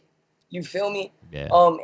History is ingrained, and it's taught into people's actions, into their minds, from almost the minute they're born, especially in certain families. Whether you're actually racist or whether you just bred around stereotypes or certain environments, your parents control your thoughts till you're a certain age and can think for yourself. And until there's parents in the world that weren't born with their great grandparents and their great great grandparents owning slaves, like I don't see a time where you could change every single person. But I also don't think you can. If you're racist, you're racist. I don't think you're gonna become unracist, because that's pure hate. You feel me? It's a sense of superiority. But ignorance is curable easily. And I think there's more ignorance in the world than there is racism. I think there's like two levels of racism though. Like I feel like there's ignorant racism, and then there's like hatred racism. I feel like, because there are some people who, like I said, they just live in this world where they think that everything's the same way that they live and the same way that they grew up in, that's how it is everywhere. So they're just totally ignorant to what's going on, but they have this predisposed situation on, say Mexican people, because they met two Mexican guys, and the two Mexican guys they met were just fucking douchebags and totally lazy and like fit every stereotype. So then in their mind and their narrative, like everything that you ever see on TV, everything you ever see in movies is true, but until they're educated and realize, oh shit, like now I'm working with 20 Mexicans and they're all really hard workers and they're all totally different than the first guys I met. Like, then they can unlearn or change their thoughts on racism. Like, I feel like that's ignorant racism. But then you have, like, straight-up hatred where a black guy stole your girlfriend in high school and you're just never going to let that shit go. Or you're born in one of the 13 states of the Confederacy, and you fucking take pride in a place that fought to keep slaves. You feel me? Like, yeah. I agree with you. There are levels to racism, and I'm actually going to take back what I said. Parts of it, because I still agree with a lot of it, but there is ignorant racism, and that's something that I didn't really touch on. What I said makes it sound like that doesn't exist. I believe that type of racism is curable. You feel me? That hateful shit is not. If you genuinely hate a whole race of people, or you think that somebody affected you a certain way, that you're gonna let it represent every single person, that's fine. But stereotypes. What do you think we should do with those people? Don't acknowledge them. Like, you can't. If you can try to teach, but me and my girl were talking the other day. When it comes to situations like this, you're supposed to educate yourself. Mm-hmm. Like, you can't depend on other people to give you the information for you. It's the people that don't take it upon themselves to really understand different perspectives and deep dive into different cultures, or even understand why certain stereotypes came about. Because certain stereotypes are founded upon truths about certain cultures that just don't apply to every single person in them. You feel me? So shit like that is racist, but I believe it's curable. That hateful shit, nah, I don't know what to do with hateful racists. I don't think they should be allowed in society. Well, I mean, like that's like some fantasy shit though. Like, you feel me? I wish that racists weren't in societies, but I wish pedophiles weren't in society and shit too. Like, you feel me? It's never gonna happen. but we can hold those racists accountable and get them fired from their jobs. We can get into a dispute at Walmart and you call me the worst name that you can think of, and you say that you could just go completely racial, find out where you work, get that nigga fired. You feel me? Like, we have to make sure that if they're going to think the way they do, they realize that it's not acceptable. Go ahead and think how you do, but it's not good over here. We don't play that shit. And until people take a stand like that, and it's not just getting fired, you can hold somebody accountable in an array of ways. But shit like that, I typically just don't acknowledge those people because it's too much negative energy. It just takes so much work too, especially like if you've tuned into any stream of a protest, either violent or non. Like it's just a stream of people both supporting what's going on, but also just countless people who are just spewing like borderline racist shit, or just have no problem going all the way across the line being racist. Like so it's so much to combat those people that what else can you do besides just ignore it? But that's tough, because just ignoring it, that's why it will literally never go all the way away. We can only make progress on it. So this is a very important subject, but we do have to move on a little bit. We're going to keep with the subject, though. We're going to play music sort of related. I had a couple artists send me tracks over the last couple weeks. I asked for them, and they definitely provided. So we will jump right into that. We have the first track. It's from a couple artists that we've played on here a couple of times, PS and Process. It's called The Cycle. It's actually a couple years old, but they wanted us to play it, and I'm definitely down with playing it. It's a good track nonetheless. I got a question. Yo. Are we playing music just pertaining to relevance, or just local music that was sent to us? Primarily pertaining to relevance that is local, sent to us, you know? It's all categories. Yeah, I wasn't sure what to expect from this track. I'm excited. Yeah. These dudes make a good combo. Yes, sir. Tragic, my police is wearing badges. Savage shit, this how it happens. One day you hit normal, or that you can clap. For every round of applause is a round of ammunition, provided solely by the opposition. We've never even heard of people in opposition. This is an artist rendition. What's on the news and on the block? You put us in prison and wonder why we can't get a job, and wonder why we son of God. All of it all is sacred. All that shit is missing, dude. Pray for America, the land of brotherly love. We could get more jail time for selling some drugs than the pedophile that's giving out felony hugs, or the white man that's ripping off for 70 dubs. Listen, I asked for weed to blow my stress away. Nobody told that white man to go up in my chest today. They talking about you could have said no. Emergency brights, red lights, that nigga said go. Listen, they expect us to make a living. They locking us up in prisons, even though we do our time, we not forgiven. Man, that's hope for wishing. I'm fighting my intuitions to go out and sell drugs, to blow a nigga with sniffing. Cops killing us and they letting them free. That doesn't spell justice. Word to Aquila and B. I got the picture painted clear. You just have to go see. There's no unity in America. There's only in me. Over I ain't thank you and I care. Things be so much better if Martin Luther was here. We gotta stand together, or soon we will fall. Somebody told me freedom, man. I didn't listen at all. All I wanted was the ball or the shop at the mall. Forgetting those things won't be there. The cushion to fall when you wrapping up in them guns for holding your paws high. I won't slip, I won't fall, and I won't die. I gotta make this country great for the first time. Just hear these words, I put my culture in one rhyme. Penny for my thoughts, I give you a whole dime. Pay your dues and start giving me what's mine. All we wanna do was be free. They drip us in the chains but never gave us the key.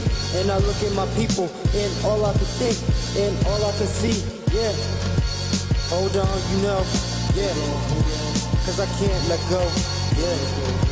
And I'm not too sure, yeah. I'm letting go, yeah. Hold on, you know, I can't let you go. Cause I'm not too sure, I'm not letting go, yeah. What if you got choked out for selling some cigs? What if you died wearing a hoodie while walking to your crib? What if getting shot in the park was the death of your kid? People tell us we overreacting but don't know how we live. Tell me, did you mysteriously die in the cell? Do you go wishing for hope in the bottom of wells? Wishing on the stars? that your father gets well, cause you slowly losing your savings paying medical bills. Tell me, how does it feel to have hope? Cause we sit around broke, hanging on the rope, wrapped around our throat, and they hate us, and they jealous. I say they hate us, cause they jealous. Yeah, well my niggas is riding careless. If they go, they gon' be bailless. What the fuck can they tell us? They just tryna stamp us and mail us. We was kings. Kings.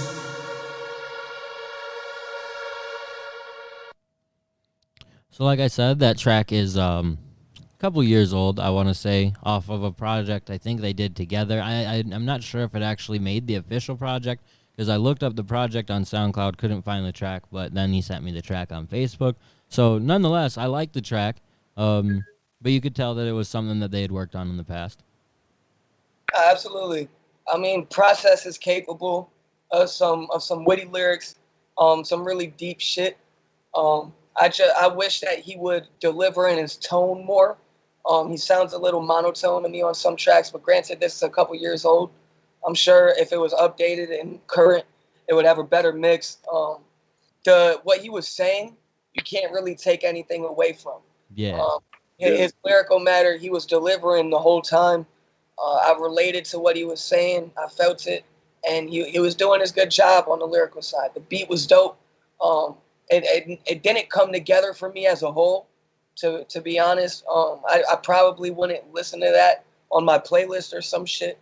But I really respect the route he was going and how he executed it. I just think that you can tell it was a couple years old. That might have fucked with how it was presented to me.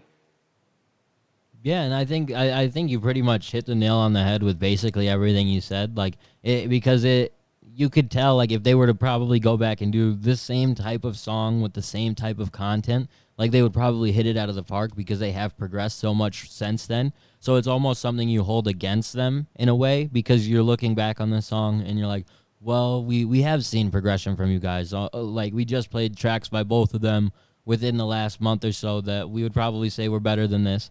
But in terms of the message and the content, you can't take anything away from it, and it fits exactly what's going on today. So it makes sense that they sent it in for us to play in relation to everything that's going on, because, like you said, you can't take anything away from that.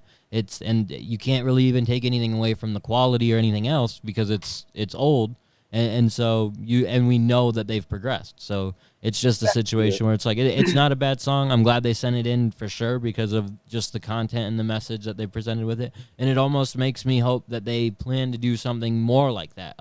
It's something I would like to see from more artists in general. You don't have to change and just become a culturally relevant rapper or super just doing it that way. But I would like to see more insightful rap, especially from upstate artists. And we have.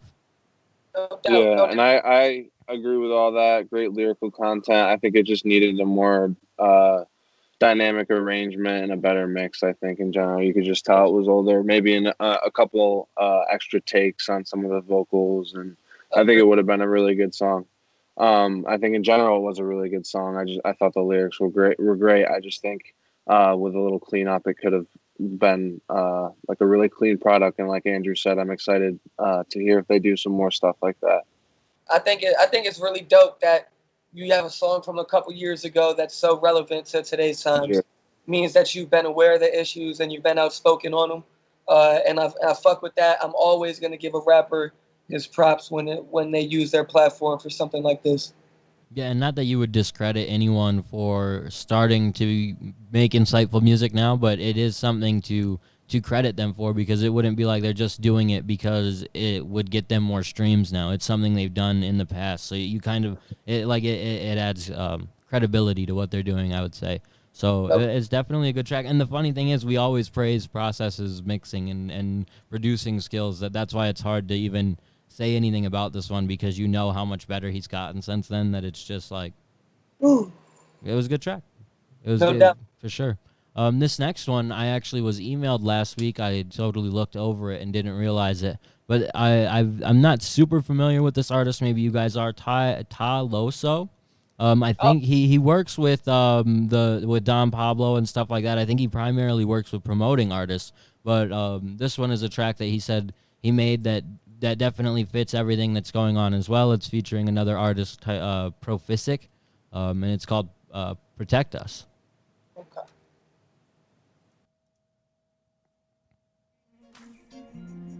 Lighter up. Lighter up. From the evil. BB. BBMG. Oh, you did it again, Los. It's Queen Snake, baby. As I walk through the valley of the shadow of death, I hear the devil call my name, but never calling him back. Tell the Lord, just protect me from the evil. Rapping straight knowledge, trying to put on for my people. Ratchet prior swag, hear no evil, see no evil. Started rapping from the soul, not for glitter and gold. But the bills gotta get paid, my son gotta get fed. And diapers ain't cheap, same price as a pit bag. But this is how it feels when the chips fall down. Trying to grind for your dream, they keep putting you down. If you didn't know I rap, well I guess you know now. With fame like Lynn, so everybody saying splash now. Staying on the path where they Charlie Sheen winning. Walk to the store and there's no ice grilling. Just trying to get a dust to get this haze in my system. But here comes the devil trying to lock me in the system. Damn. Hail to the King and Lords of Lords. May He protect us from the evil. Hail to the King, Lords of Lords. May He protect us from evil. Every morning I rise, or at night, hail the King. No matter whether outside, whether you're walking or you drive, He protects His people. That's why we praises ring high till we I no longer dry. Knowledge is the vehicle, roll with me, make we elevate the mind. We keep the fire burning, so no smoke screen coulda ever make we blind. The inner truth of a man, their deeds will define. That's why them get exposed when them travel a wrong road, figure shine. The faster you travel, the quicker you reach the finish line. The race is not for the swift. That's why your second life is a very unlikely gift. That's why they call the life we live in now the present. So every creature have to show the Father reverence. Hail to the King and Lords of Lords. May He protect us from the evil. Hail to the King, Lords of Lords. May He protect us from evil. Tomorrow's production available in today's market. Upgrade your sounds today and start making hits. That was a really dope track. I listened to it earlier today, was definitely impressed, and was kind of like surprised that I overlooked it, but glad that we got it sent in, because it like I haven't heard, like, that's something I would like to just sit down and hear, like a full probably 10-track album of just music like that, because I could just chill. And like, I seen you lighten up, Ant. I was like, yep, that's exactly the vibe I got to this track. Like, I had to. That's how I felt. It's a baby Damian Marley vibes. You feel me? Facts. I think Distant Relatives. Is that the album? So I actually know Todd. Funny story. Before I was in Smack Records, Todd was the first person to pick me up.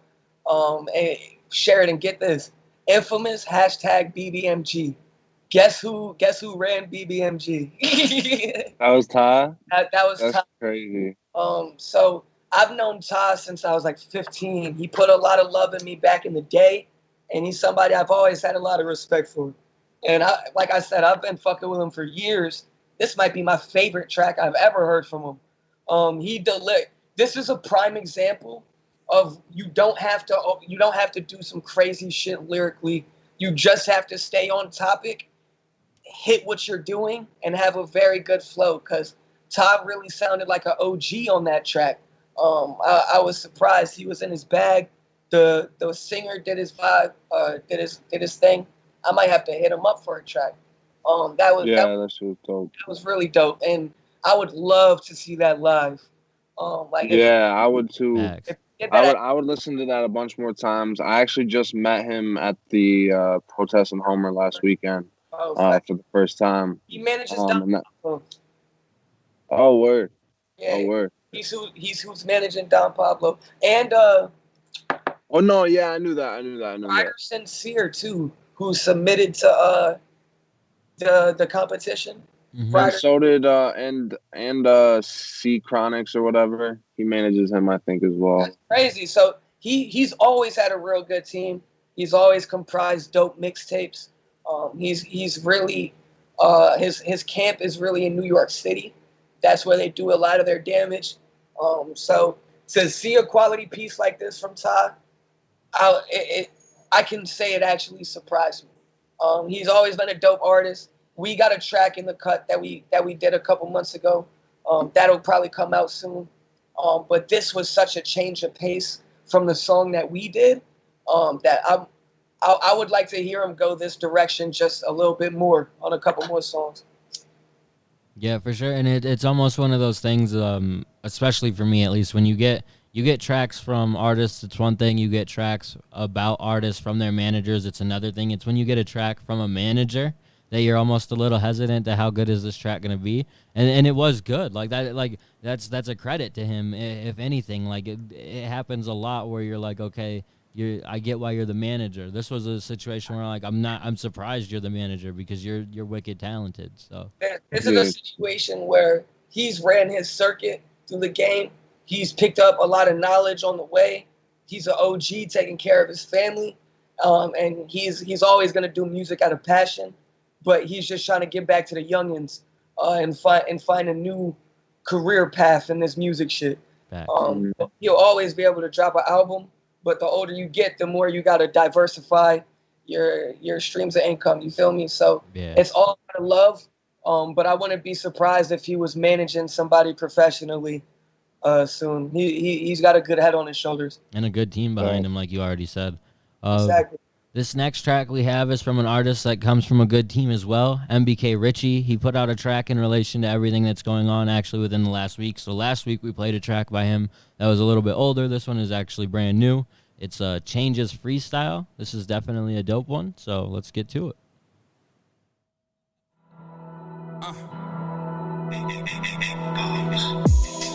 I need time so I can heal more. Every time I think we moving forward, they just kill more. Unarmed, innocent, going into remembrance. Black mothers holding their sons and they trembling.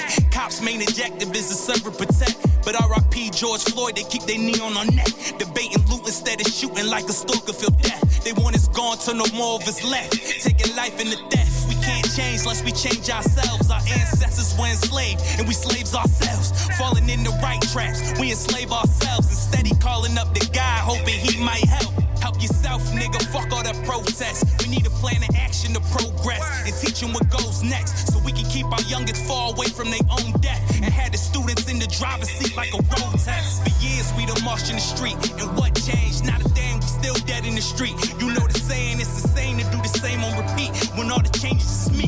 Fuck your voice, nigga, talking is cheap. Start riding for your brother instead of buying major brands, buying from each other. They lose bread, then they suffer. Stop working for the man, teach your kids to own businesses and have their own plan. Try to help them understand. I don't want to mention Trump or the rest of these other chumps, cause they don't understand, dog, they are not one of us. It's time to organize and make moves, we don't walk enough. Death in jails are that they offer us, that offers up. Land of the free, home of the brave, nah. Land of the greed, home of the slave. Land of the greed, home of the slave. Time to make change.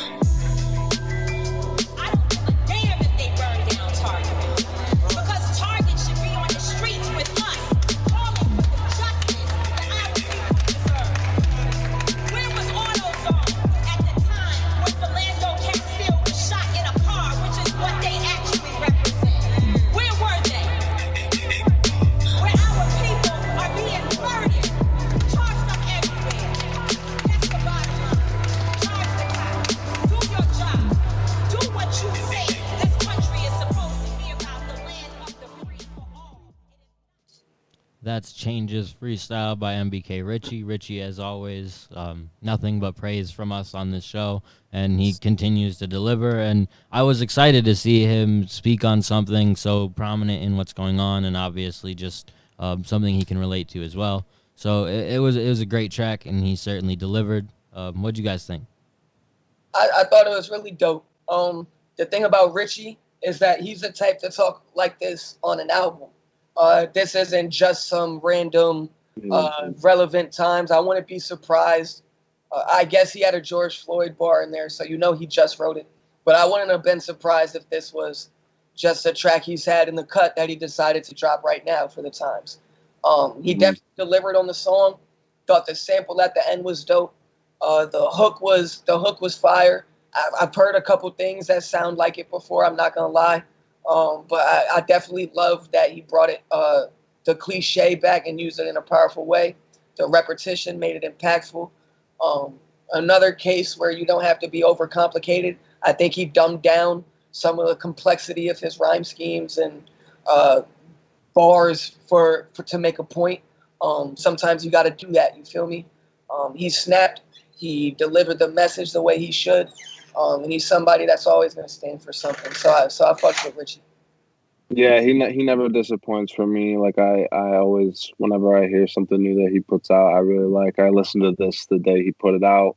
I've listened to it a couple times since, and I think I agree. It's something that, at least in my short time, probably last couple months of knowing his music, I've noticed that it's really something that he does talk about regularly. It's not like he just did it just for the times. He did for this song, but he's always talking about these types of issues. And I think that's a really like noble thing and something that is inspiring. Yeah, we gotta give Richie his roses. Absolutely. And other people, we give them to him. And the thing about him is like he doesn't even necessarily realize it, I would say, because I reached out to him when I was trying to reach out to artists in regards to just tracks that have something to do with what's going on or that are powerful and have a good message.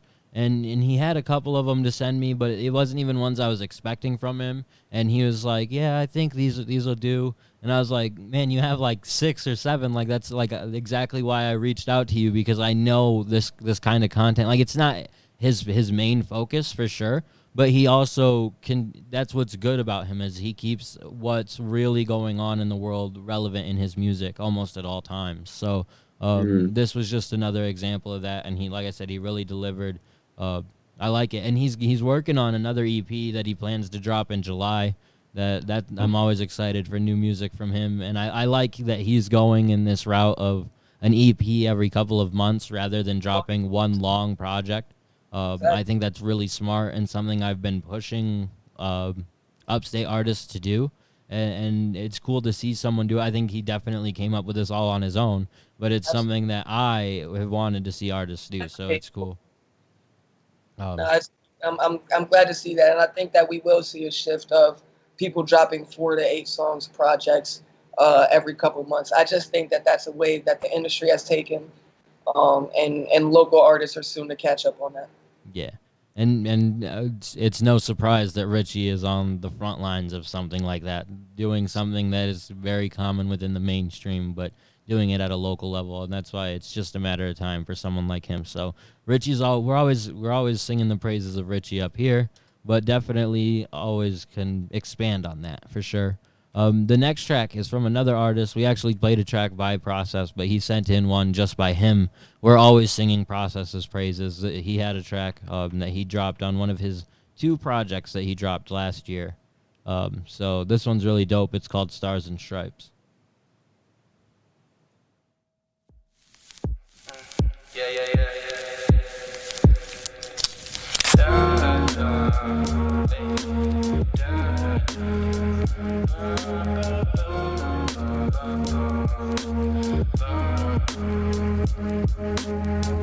They be sending out police with straps. They been dropping us niggas like a bad habit. Gentrification been stealing the places that we didn't inhabit. Just for a juice bar, nigga, I got more reasons to leave us the fuck alone. That's my brothers that they alarm. They see the door, so they fucking numb. But guess what? We strapped to. You come around, we act the fool. But guess what? We strapped to. You come around, we act the fool. Seen it all before, said they saw you reach. Now you dead on the floor, never been no peace. Ain't ain't no judge for the law. You hear my niggas preach. If you thrown inside, you never get out tomorrow. You'll see, people hate you because they ain't you. That's the truth. Not everybody's an angel. Here's the proof. Corruption is in the pudding. They give us no solid footing. They all want us to lose. But guess what? We push hard against odds. We'll go far. But guess what? We push hard against odds. We'll go far. Such a sad funeral service. My niggas laying in hearses. They left him like he was worthless. Not a price on a toe tag. His mother cried, they zipped the bag. Not much after that. Probably a hashtag that eventually fades to black conservatives getting mad at the opinions I have. About force and conduct, the police walk-ups, the body chalk-ups. Might as well do drive-bys in the daylight. I want to believe that's not all cops, right? But then they say, what's one more nigga for the fucking quota? Left them dead, bullets hit him right above his shoulders. Blood on the hot street, yeah, that's the aroma. Summer hits the block, yeah, so does the corona. At least where I was growing up, mental bullet holes I've been sewing up. Figured all the killer cop cases will be open shut. I feel it's been enough. This shit been building up, it's hard to breathe in the streets, but now they fucking choking us. Rest in peace to all of those who've been killed in police fire. So that's a track by Process, someone that we've definitely talked about plenty of times on this podcast. But that was a dope track, and it's funny that it was from a project like a year or two ago. If you didn't know, you would almost think that he recorded it recently. There was even a Corona bar in there that it was related to the beer at the time, but it just now hits way different. Outside, and so is the Corona. Yeah. Nah, but I've heard this track multiple times. I think it's one of my favorite Process tracks. And I think it goes to show kind of why I guess to me at least, it's why I hold him so highly. Because I know a lot of great engineers. I know even some great engineers that are good musicians. But how great at singing he is and constructing his sound. And then he can switch bags into something like this. This wasn't forced. It was very natural, it seemed like. I actually like this more than some of the tracks we played earlier. This was one of my favorite tracks we played so far, I can say. It was, like I said, it was just natural. And when you could convey your point naturally, not force it, you could still ride the beat. The production was phenomenal. Reminded me of some J. Cole shit, but not just J. Cole.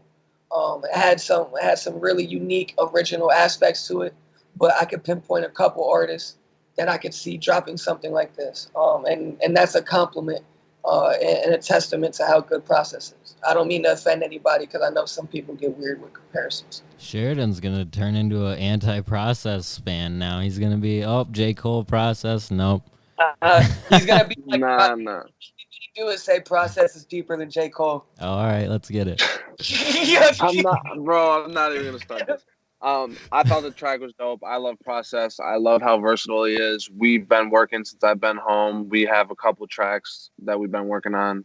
I thought that was awesome. That was probably my favorite track that was definitely my favorite track that we played so far. I can't get enough. He's always doing something different. He's my favorite engineer probably in the area. He's one of my favorite producers in the area.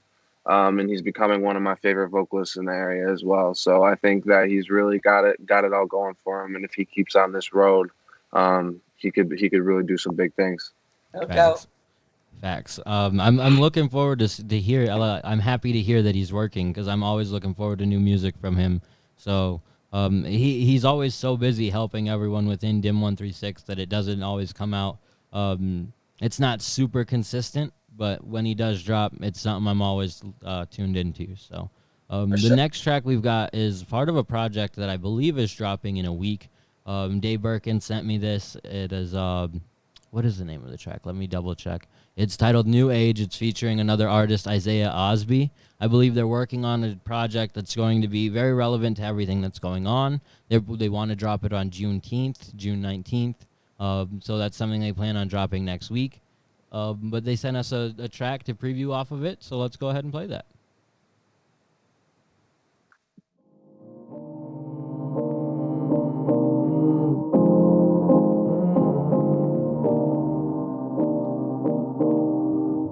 Can we talk about robot faith? Can we talk about new facades? When my brothers made the whole damn thing. It's ironic how we born as gods. Can we talk about robot faith? Can we talk about new facades? When my brothers made the whole damn thing. It's ironic how we born as gods. Can we talk about robot faith? Can we talk about new facades? When our brothers made the whole damn thing. It's ironic how we born as gods. Can we talk about robot faith? Can we talk about new facades? When our brothers made the whole damn thing. It's ironic how we born as gods. Yeah. I've been working hard to keep my knowledge up. Ask the cops to walk with us and they still won't acknowledge us. So I keep my pocket stuffed cause money is the power in the eyes of our incompetence. Copy paste okay while my lyrics try to astonish your elites. Not you eating out the hand like tilapia, your life is a lie. They say make peace with the man before you reap what you sow and maybe die where you stand. It's time I'm taking a stand. I gotta reprimand, that's no cap. These niggas kill you and really call it a get back. Let's flip the script on the presses, nigga, that's all facts. I heard a prophet tell me different, man, all facts. What you call that? I call with a lifted man that was sidetracked. They walk from the mission, vision been hijacked. Bombarded by fiction, vision and mind trash. Distorted position, decentralized laps. At war with the system and it's the climax. Mistaught their curriculum, subjugated, we holistic. Taught us our history, what's the slavery, it's the snippet. I'm bothered by bigotry, I refrain to play the victim. We take it's the mystery, short hiatus, but we risen. Fucking our children that run the space is called Olympus. Life is a riddle, you throw away for dogmatism. True Christ is a killer, the Cuban's fate, I'm not forgiven. Paint us as the villain, you false betrayers, we the wicked. See your depiction, from derelicts to see the stigma and the enigma. On my pigment while you fear us, inferior complex and complexing. Recessive, not of the essence, to keep you desperate, depressing. Applying pressure while you oppress us, suppress us. These length the measure, sadistic pleasure. Tethered and chain the Malkuf, proclaiming Keter. Pretentious, create a Yaku, so let's invention. Vengeance, or cause you hate you cause vendetta. Clever, I see straight through those smoking mirrors. Reflecting ourselves is what you are truly scared of. Protecting yourself from death, no you aware of. Ascension of us, the death of your era. Deceptive, mass deception, war on terror. Preventing the black collective, the true terrors. Potential. That's a new track by Dave Birkin, featuring Isaiah Osby, called New Age, a part of an EP or project that they're working on that they'll be putting out within the next week. You definitely want to keep an eye out for that. I always like music by Day, and Isaiah I've never actually heard of, honestly, but I wasn't disappointed with what I heard either. At times when there's an artist that you're familiar with and they work with someone that you don't know, sometimes it can really drag the track down because it's someone that's not really at their level. This wasn't that at all. They kind of complemented each other really well. I'm looking forward to hearing a full project by them. So this was really good. No doubt. The feature was the second guy? Yes. Yeah, I think Isaiah was the last guy. Isaiah was the second guy. Okay, yeah, that was crazy. Like I thought the whole track was dope, but like his verse was crazy, bro. Like his shit was insane. The whole track was dope. Criticisms first. The mixing was almost unbearable at times. I'm not sure. Yeah. Did it sound the same for you guys? I didn't think the mixing was. I didn't think it was. I wouldn't go as far as unbearable. It might have. I don't know. Like for me, it was fine. I will say, like, I would imagine okay. I imagine they rushed it because they sent me it probably 30 minutes before we started recording this. So, and he said he was just doing the mix today, so it was probably a matter of, well, we got to get something to them now. So I imagine it would be better upon release. I know how raw vocals sound, so like I would just hope that they're not. This isn't the final copy for the project. I just want to get that out the way. Second of all, dope track. Day always delivers, and he told me he was going to be coming with some more. He hit my inbox and said, thanks for the love on the show.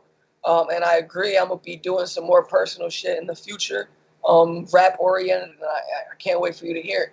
I just heard some of it. I'm impressed. I'm impressed, and you chose a great fucking feature. That dude's vocab, every fucking line he did was multi-syllabic. His flow was dope. It was impactful. He didn't have to substitute his lyricism to get his point across. In fact, it amplified it, in my opinion. So that was my favorite verse that I've heard so far. Easy. Like I'm not even. I'm like. Yeah, no, I mean, honestly, that's one of my favorite verses I've heard, like, since we started the show, for sure. Like, that was, like, I'd say that's probably top 5 verses I would go as far to say that we've heard on the show. He snapped. Like, it was really crazy, I thought. I might have to listen to that again, and I have to pick up with someday. Yeah, when it comes out, I'm definitely going to be bumming that shit. Facts. So look forward to that next week, like I said. And I will be linking up with Day here in the next couple days to do an interview that we'll put out within the week, promoting both the project and just talking about everything that's going on in the world. So keep an eye out for that.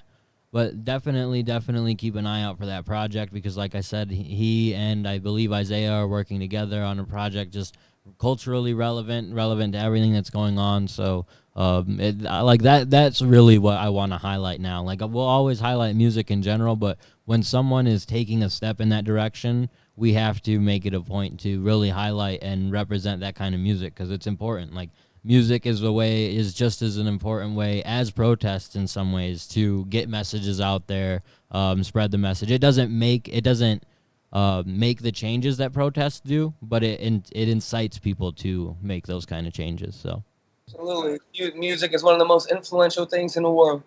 Yep. So I'm looking forward to that. This next track, it's the last track we're going to play. It's a track by our very own Anthony Kannon. He sent me this earlier today. It's titled Cartel, and we'll just throw it on, right? Yeah. No need for introduction. This is the first track that I recorded in my home studio. Here we go.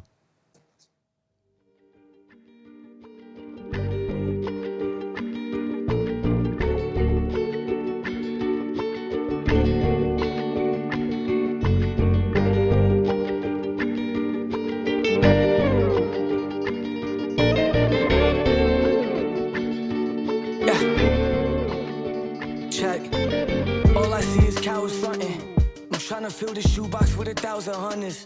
Hope this selling ounces will amount to something. Drop it in the pot.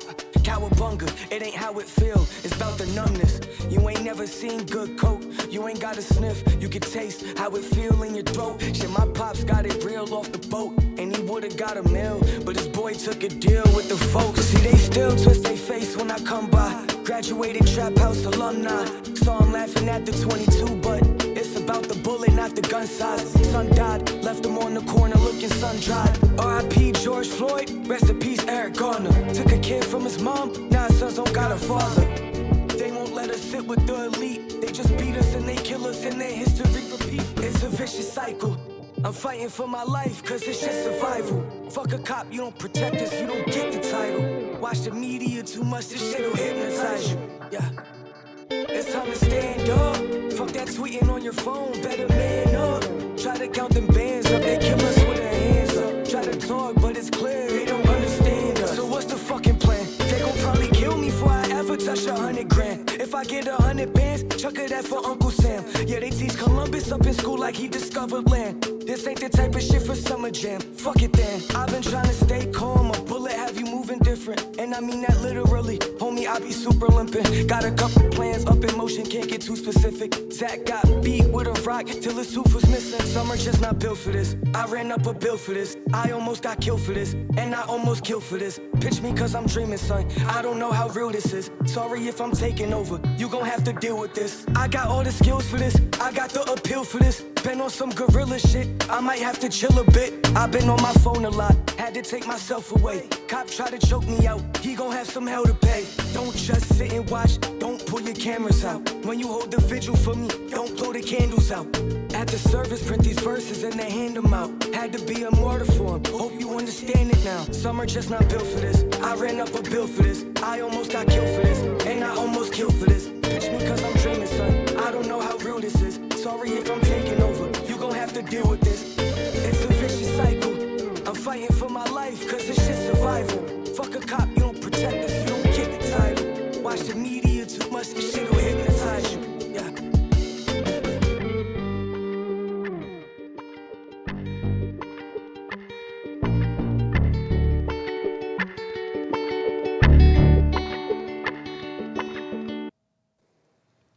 That's the exclusive, the Upstate exclusive, the one That's you crazy. only get with the Cypher. Dude, yeah, that was crazy. I fuck with it, and if that's what Ant is gonna be doing at his home, like, it's gonna be a I'm problem. excited. If he doesn't have to Yeah, I'm even walk excited. out the door, then yeah, Bro, like that's shout out Jake Daniels. He dude, was on that the production for that that. beat was fucking heat too. Yeah, God, bro, like I don't know if you guys Some saw, Tarantino shit. yo, for real, like for real. On one of the episodes, we were playing some Jake Daniel, or I don't even think we were playing his music. We said something, and he commented. He was like, "I'm about to send you 100 beats," I and remember that. he was not bullshitting. That night, he sent me about 30 beats, and I knocked out a project that week.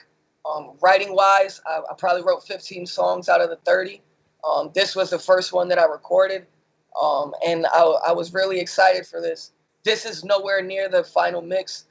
This had no ad libs. I also fucked up my pre-mix before sending it to Jake, so there's a lot of things that prevented the sound quality from being there. But I wanted to make it really slow, really eerie. I wanted to make it personal, but not just about me. This is the type of music, like this is the most current thing anybody has ever heard from me. You feel me? This is the mindset that I've been in for months. I just was able to convey my point in a modern time. So I'm really looking forward to sharing the current music that I have, because I got some shit I really want to say. For real. So I hope you guys fucked with that, and I hope the people that tuned in fuck with that. You guys are the first people to check that out. Fuck with that heavy. Yeah, Fuck with yeah, it's dope, and it's like That's one of my. I don't want to say favorite, but like that's one of my favorite songs that I've definitely heard from you. Like that was awesome. that's the point. I like when you get real. I told you that. I'm stopped.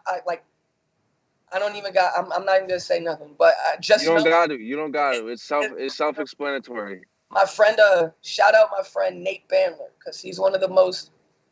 He's one of the closest friends I have. Like, it's to the point where sometimes, like every 2 or 3 weeks, I get a text and I open my phone and it just says, "Hey friend, I'm glad you're alive and I love you. I'm thinking about you." And a lot of people be like, "That's gay," blah blah. Like that. That's like true friendship. You feel me? Like, facts, dude. cares about me, and I know it. He's who I go to talk hip hop. In my close circle, I got a lot of friends. I hold his value with rap more than I hold a lot of people's opinions. One time, I'm showing him a heap of new music that I have, thinking that it's some of my best I've ever made. And granted, it was structure wise, song oriented wise, it was just a step up for me. But the first critique that he had was, "Ant, this is some of your best music, but I hate when I listen to you and I can't tell how smart you are and what type of person you are as a human being." You feel me? Or what you represent. Because I know you as a person, and I know you're telling the truth in some of these, but I still don't know who you are. And that conversation happened about a year ago, and it really turned some gears. It really resonated with me. So shout out Nate for that. He lit the flame that everybody's about to witness. Looking forward to it, man. And if you said you got a project done, you could slide that whenever you want, bro. Oh, I just got the cover art back for my next project. Like I'm not bullshitting you, bro. I have 9 projects done and constructed. I have 2 recorded, and I have 9 written with about 6 different producers, and I plan to drop all of them before 2022. Forward to it. That does wrap up basically everything we had in terms of music to cover, and we definitely appreciate you previewing that track. I'm sure people are going to like it, so we'll play it as the outro as well. But is there anything else we got to promote? Obviously, your new track just came out, but other than that, there you go. Henny and Coke dropped on all streaming services. I've took a hiatus from promoting music on social media. So this is going to be the first spring cleaning song, or really song in general, that I've ever dropped that I didn't do some sort of promo for. So if you're listening to this right now, you might not even know it dropped. Spring cleaning is still in effect. This is a 4th song. And just run those up. I'd love to know your opinions on what you think the order is. I got Sheridan's and Andrews. So hit me up with what you think the order is. Follow me on all social medias. Make sure to give Upstate Aesthetic a like. And I hope you guys fuck with the new track. I'm gonna drop this amongst spring cleaning. I'm not gonna hold off on this one. Once it's ready, I'm gonna let it go because I think it's relevant. Thanks. That's dope. Well, what's good with you, Sheridan? I know you've been working a lot of shit up here. Yeah, I've been working OD. I've actually already put a couple songs in the system, but I'm not gonna be putting anything out for a while. I feel like it's just not really the time for me to be doing something like that. I'm gonna let things progress a little bit, and then I'll start putting out music. Definitely before the end of the year. But I might let this summer ride out. I don't know. I'm gonna see. I haven't decided yet. I have stuff in the system. I can do what I want with it. It just depends. I still have videos being worked on. It's just I'm considering a couple different routes that I could take. I got a question. As a white artist that I consider an ally and an activist to some extent, how do you feel, and do you have any music coming revolving your perspectives or the current situation? You don't feel like... No, I decided that I wanted to let the Black voices do the talking on that. In terms of music, I feel like that's like putting the spotlight a little bit on me and making it a little bit about me. And I don't, even if I feel like I do it the right way, and maybe I will do it, I'll never release it though. Okay. It's not something that I feel like after making that post would be appropriate. Do you think more white artists should not use their platform in music, or do you think it's just not for you right now on this topic? I feel like it's tough. I don't want to say I don't like. I would definitely not like a white artist doing that. I feel like I've heard it a couple times. I didn't like it. It threw me off, and I'm like, even if I do it the right way, I can see other people getting that reaction. So I just want to avoid that. Okay, I got you. It was an interesting thought that just popped up. I wanted to hear what you thought. Yeah, it's such a mixed bag. Yeah, for real. It could go either way. You got anything you promoting, Andrew? Not other than the interview that I'm gonna be doing with Day. We're gonna do that on Sunday, and we'll have it out for everybody probably sometime during the week. We're gonna run it in the morning as well as at night, so everybody will have a chance to catch it. You'll definitely want to tune into that. Should be good. We're gonna be also running an interview on the website with Corey Loveless. Shit, too many Corys, bro. But Corey Loveless, we'll be running that in the next couple days. But yeah, other than that, not a whole lot going on. We'll be back for the Cypher next week. Always appreciate everybody tuning in, sharing, commenting, everything like that. It's consistently been a great environment with everyone, even through some of these serious topics. We haven't had any bullshit in the comments, and as simple as that should sound, because we're all adults, like, it is something you have to appreciate in the internet era. So outside of that, no, there's not a whole lot going on. Thanks for everybody tuning in, and yeah, we'll close it out. Till next time. Thank y'all.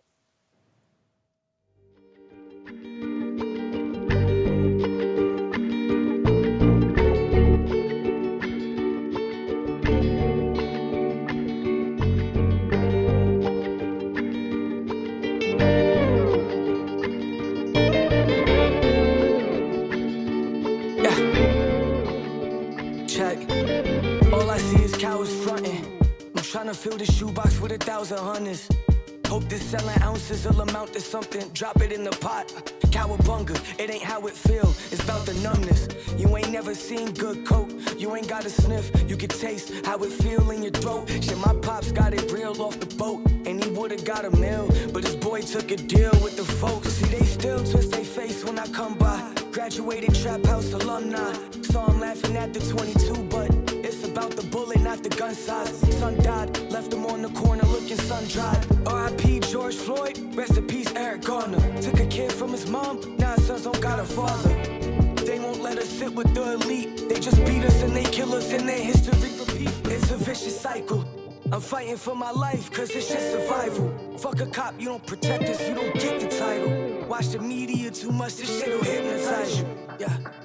It's time to stand up. Fuck that tweeting on your phone, better man up. Try to count them bands up, they kill us with their hands up. Try to talk, but it's clear they don't understand us. So what's the fucking plan? They gon' probably kill me before I ever touch 100 grand. If I get 100 bands, chuck it that for Uncle Sam. Yeah, they teach Columbus up in school like he discovered land. This ain't the type of shit for summer jam. Fuck it then.